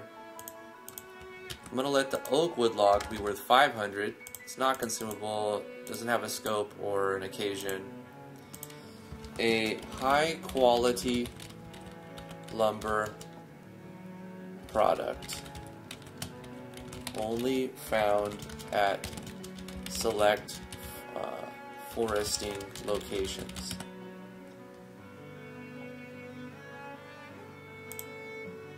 Okay, so we have the oak wood log. This is icon 1645. So in our mini label, I'm gonna go slash. Oh, I can actually reference the item number too. So what is the item number? 82. Plus 82. Item icon 82. So I'm going to delete this event because I'm going to create it here and then copy it to there.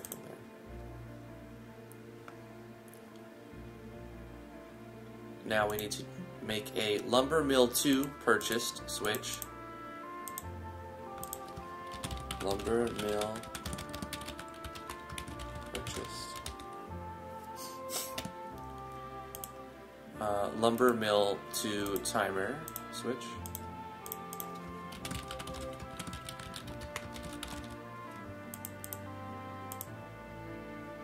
And then a lumber mill 2 timer variable.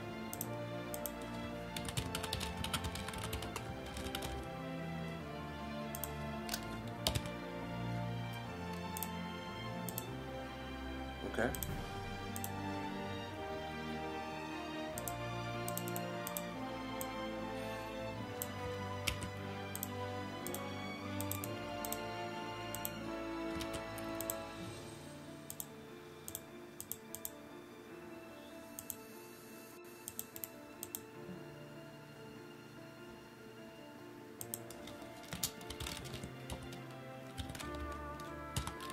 What was it? 87, 82, 83,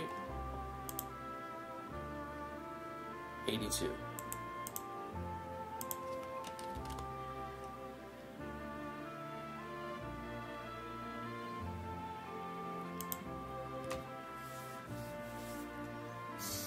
All right.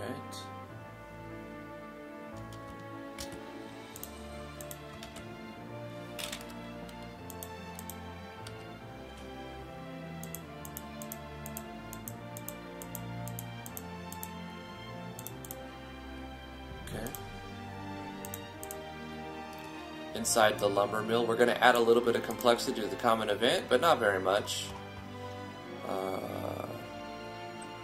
Where is it at?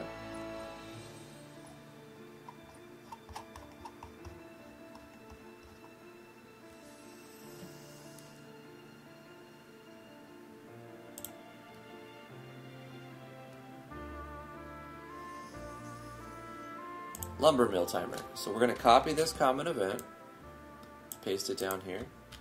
We're going to call this lumber mill 2 timer and have it reference that variable, that switch, and that variable.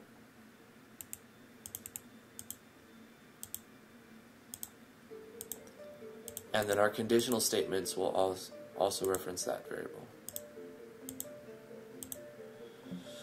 This could be the same, but we need to add some complexity. We need just to add another random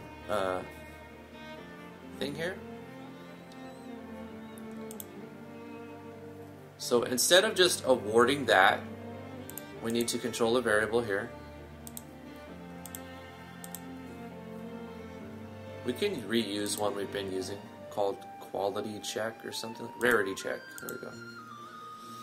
Set it to a random 1 to 100 like I do with the others. So even if there's a... I don't know if it's not possible, but... So.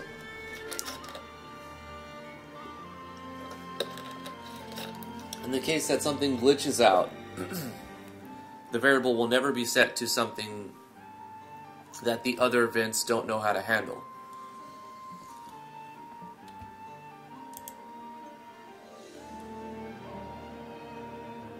Make a conditional. What percentage chance do we want to get the oak log, and in comparison to the percentage chance we get the regular lumber? I don't want it to be too high, but I don't want it to be like 1 out of 20 either. I'm thinking like a 1 out of 5. So let's give it a 20% chance. So we'll check the rarity check variable and see if it's greater than or equal to 80.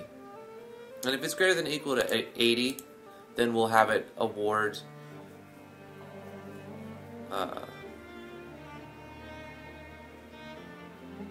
the oak wood log. Okay, brain, just 404 on me. On the else handler, it'll award a wooden log. We'll also need to update the notifications in the gab window to reflect that. Yoshishman, how are you doing? Yoshishman.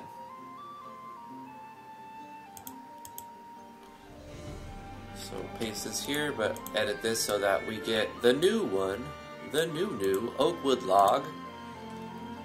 Otherwise, we get a wooden log.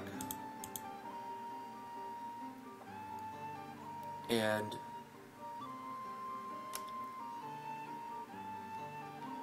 we make this conditional statement.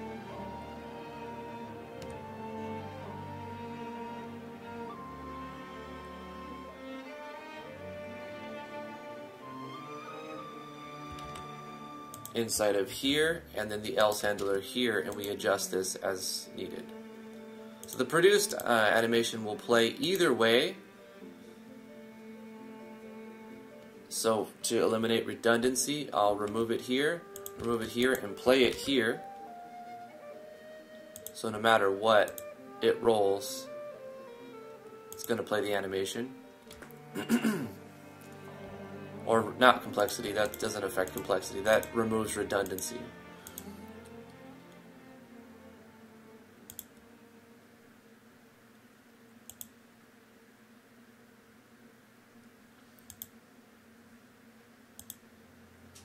And this looks like redundancy, but it's really not, because we're actually changing this icon to the new one we created. We need to change this number. That's the whole point of changing this. 1645 is the number for the new thing we created. So we'll change this to 1645. So that if we happen to be standing near it when we get the 45-second tick and we get the 20% chance, it shows the right log instead of just the regular one. Like you get it. We also need to change the gab window. So let's take the gab window and we'll load the text up here in these conditionals, bang, bang, and change this one so that it references the right item. And the sound will be the same, so it'll be loaded right before the forced gab, which is executing that. Before I forget, the timer needs to be reset for the second timer, not the first timer, and probably other locations I'm missing somewhere around here. This one.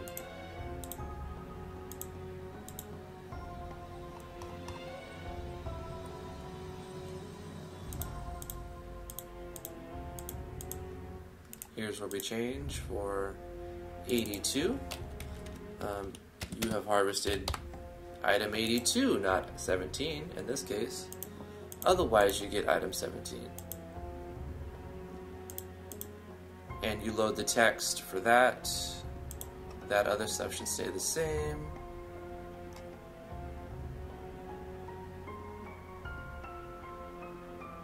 Ah, but we need to move the saw count deducer above the text load. Otherwise, it's going to report the wrong number. Okay, so we need to take these things.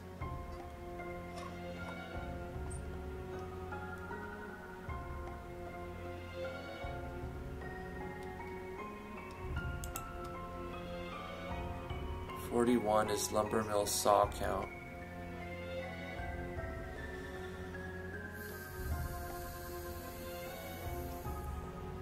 That's the number, that's the icon. So we take these, they just have to be above this.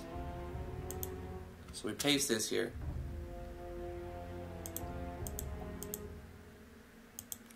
So once the timer, if we have a saw, the timer's running. Once the timer hits the appropriate amount of time, it rolls a random number to see if we lose a saw. And then it takes the saw and it updates the variable that's referencing how many saws we have. Then it's rolling another number to see what type of wood did we harvest. If it rolls high, 80 or higher, to 100, then we get this oak wood log.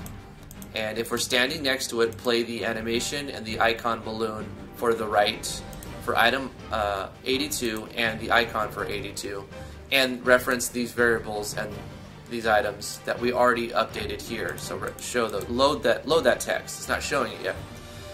Otherwise, if we rolled below 80, it'll show a different icon balloon and load a different text. Then it's going to show the animation for station produced. Where is it showing this animation? Yeah, not Lumber Mill 1, Lumber Mill 2. Okay, not waiting for completion on that. Load a sound effect and then force all that gab to play. And then reset the timer back to 0. On the other hand, if we do not have a saw, reset the timer back to 0. Is that where this is at? Yeah, on the other hand, if we do not have a saw, set the timer to 0. No, the timer stays the same, but we control the switch to turn the parallel process off. We do not have we don't have a saw, stop the whole process from running, so you don't have a parallel process doing nothing. Then we update the gap text to let the player know that they've ran out of saws and they need more to operate the lumber mill, and then force the gap for that text. That works beautiful, I think. Hey Charles and Nico. We finished the Port Town events. We finished the maps on this town. The interiors, the exterior, all the events that need to happen inside of it. Well, the bulk, the main things, right? The shop processing. We created a couple new items, added some new NPCs. We can delete this now. And so that opens up the boat. So the player can get the boat at this point if they were to beta test. So they'll get the boat, they'll be able to sail to this island. So I'm starting to add more stuff on the world map for the strategy part, the sim part of the game, right? I added another mine up here, and then I added a third mine right here. And then I'm replicating the lumber mill area down here, and I'm going to add 2 of them here. Emilio Mora just subscribed. Thank you so much, Emilio. Emilio! But I'm adding a little bit of complexity to it, allowing it to have a second item in this area. So this mine will, or this lumber mill will only produce logs. You're definitely going to be an NPC, Charles and Nico, for sure. All you have to do is be here when I'm making when I need an NPC name, and we'll make your NPC. We made Vino today. We made Wasif over the last couple days, working on that event. And I think we just finished this Lumber Mill 2 with the added complexity. We need to test all of this stuff. It could be a lot of bugs, but I don't think there is. But there could be. But what I want to do now is, since I've added this, propagate it one more time. I'm almost out of time, but I think I could just do this real quick. Copy paste this here, change this to 3, and add the 2 new switches and another variable we need to make the third edition of this. Excuse me. Ultimate Amir says, Drifty, can you tell me a bit about your game story? Not right now, I can't. Basically, I guess you are a mirror of the game. You have to run towns and businesses better than your competitor, which will be based off a timer. So you're basically it's a time trial type of thing. But your competitor will have some random stuff going on as well. So you can either win the game economically, diplomatically, or militarily. Right? So there's a battle system that you can, for the most part, ignore. But if you choose to use the battle system, you'll probably have the easiest playthrough. And the idea, I guess, is to make yourself as good as possible so that you can help other people. The better you become, the more powerful you become, the more power you have to help other people. That's like bare bones explanation.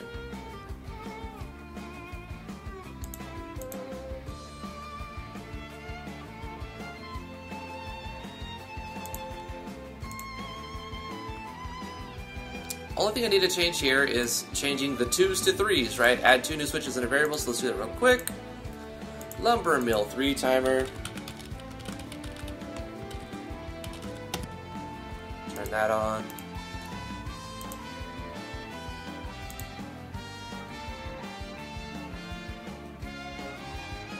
Hold on, cancel that. Yeah. What did I do? Lumber mill 3 purchased. I'm going to delete this and add another 60 switches. Cancel. Oh my god, I almost deleted so much stuff.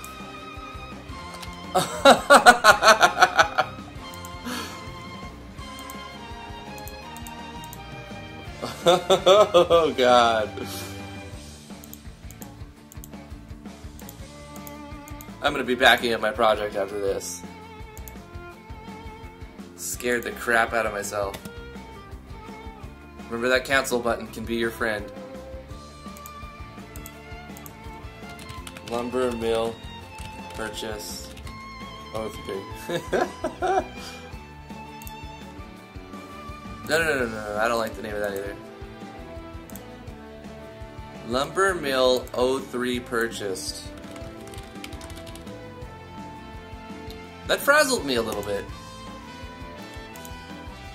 Okay. Lumber mill 3 timer.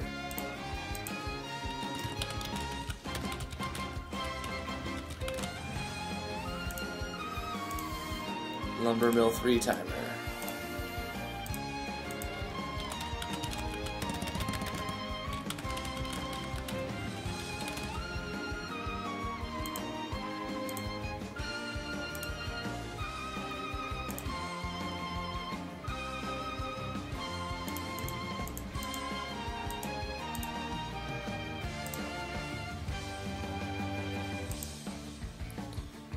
Easy now, we just copy paste this, change all instances of 2 with 3.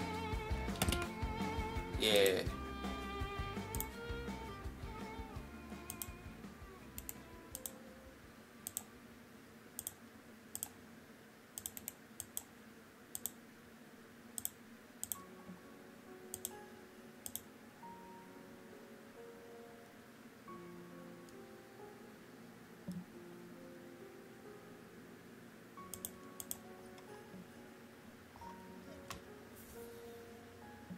Another thing that I need to change on both of these, I've overlooked. The icon balloon is referencing the wrong event, I believe. Event 10 is not this event. This is event 16, and this is event 17. Okay. So in here, when I'm referencing on event, we need to reference 16 for the 2s.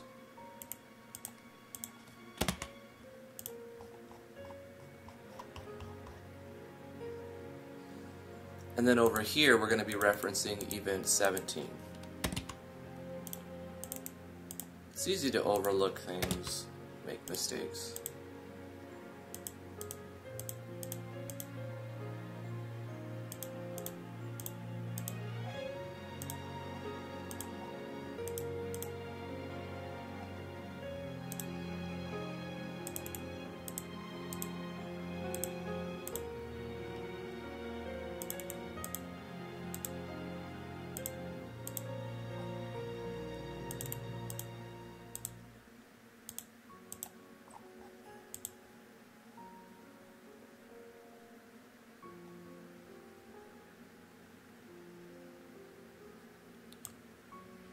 I think that's it. I'm gonna run through and probably grant myself a bunch of lumber to start so I can get my boat built. Let's go to the initialization thing where I have a bunch of stuff being awarded. Here's the initialization stuff. This happens prior to that, where I'm adding a bunch of stuff.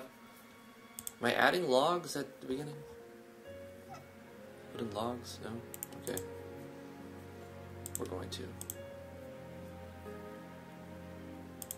We're going to give ourselves 50 wooden logs. And money. 10,000? Let's give ourselves 25,000.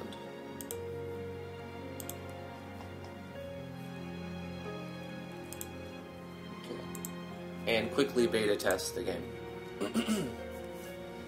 Are you calling a common event before every transfer to get that zoom effect? Yes, I am doing that.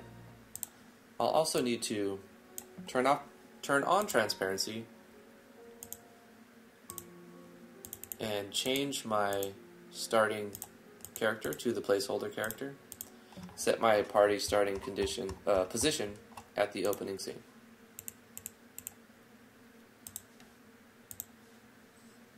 That common event is actually controlling multiple things, Amir. It's controlling the zoom, but also weather effects and stuff. So let's look at it real quick. It's doing a zoom. It's changing the type of transfer sound effects that we're having, like either the tuk tuk tuk tuk or the ch-ch-ch-ch-ch. And this isn't fully I haven't fully configured all of the events and like the sounds I want, but I want there to be different stepping sounds. If you go through like a cave, it's like more of a, you're walking on stone or whatever, or if you're opening a door, like I want to have different types, so I'm using a variable to determine types, but right now it's just going to kind of default to the transfer step sounds. I'm also turning off the weather effects between every transfer and the tent screens and whatnot, and fading out background sound. And if at any point I want them to play, I can just have them playing on any map like as an auto run. So I don't have to worry about make sure I turn off the stuff and turn it back on in every event. I just turn them on every map and then call the common event that does the zoom so that everything is, I guess I am turning them off and then turning them on new again, but by making it very easy, just call one common event, I'm doing all of these things that I don't have to copy paste in every map. Also, if I want to change one little thing, like the weather sound effects to go a little bit quieter, or tint the screen like 5% to the blue side or whatever, I can just change the common event and they all change. So I think it's a little bit more convenient way to do it.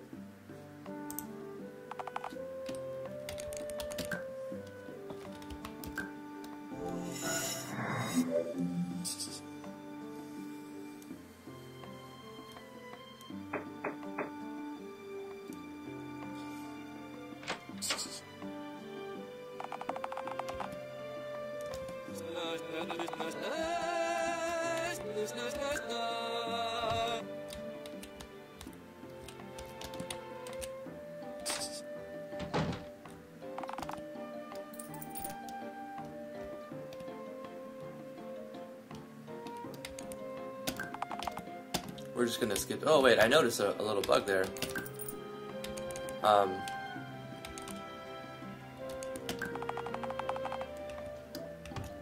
There's one text in there that cuts off Teddy's name, so I'll need to change that. I'll forget about it if I don't do it right now. So let's do that tutorial zone.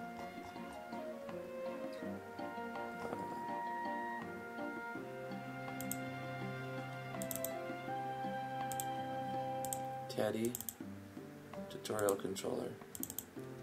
I'm going to call this above Teddy, so I know it's what's referenced. I think it's in the, this is actually event ID 1.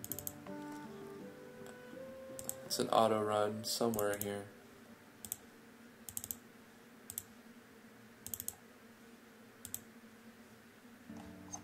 Where's our auto run?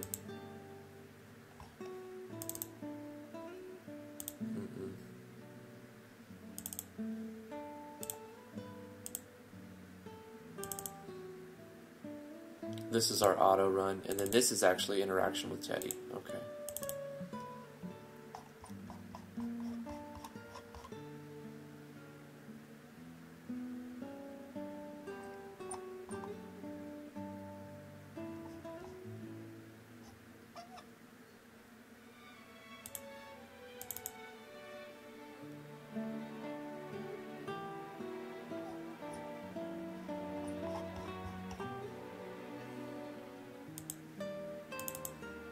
Okay, so for this event, I need to change all instances of pop 0 to 16, I believe, because I want them to come down. This happens when I press action button, and then this happens as an auto run. So we're going to pop the text to event 16 instead of 0 for this auto run.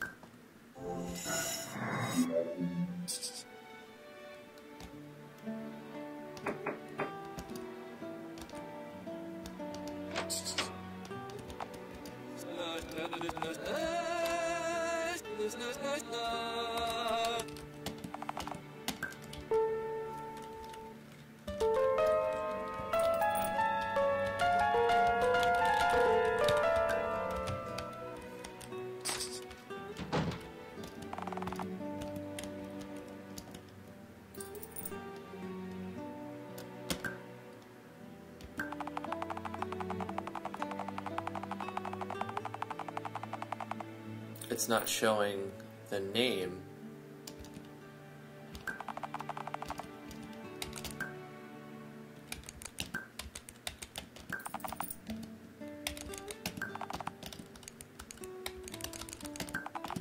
Okay.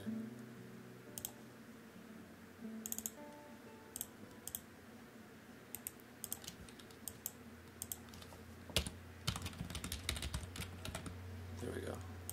Now it will.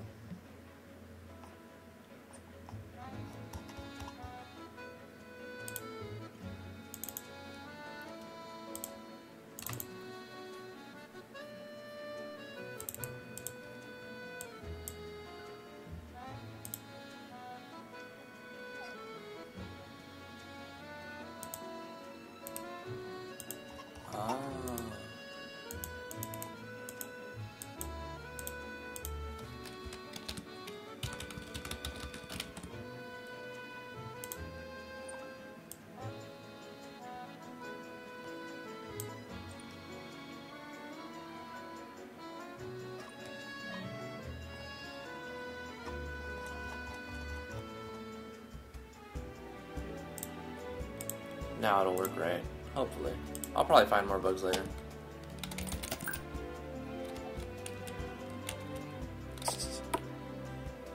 You know what? Let's go unlock the enchanting thing.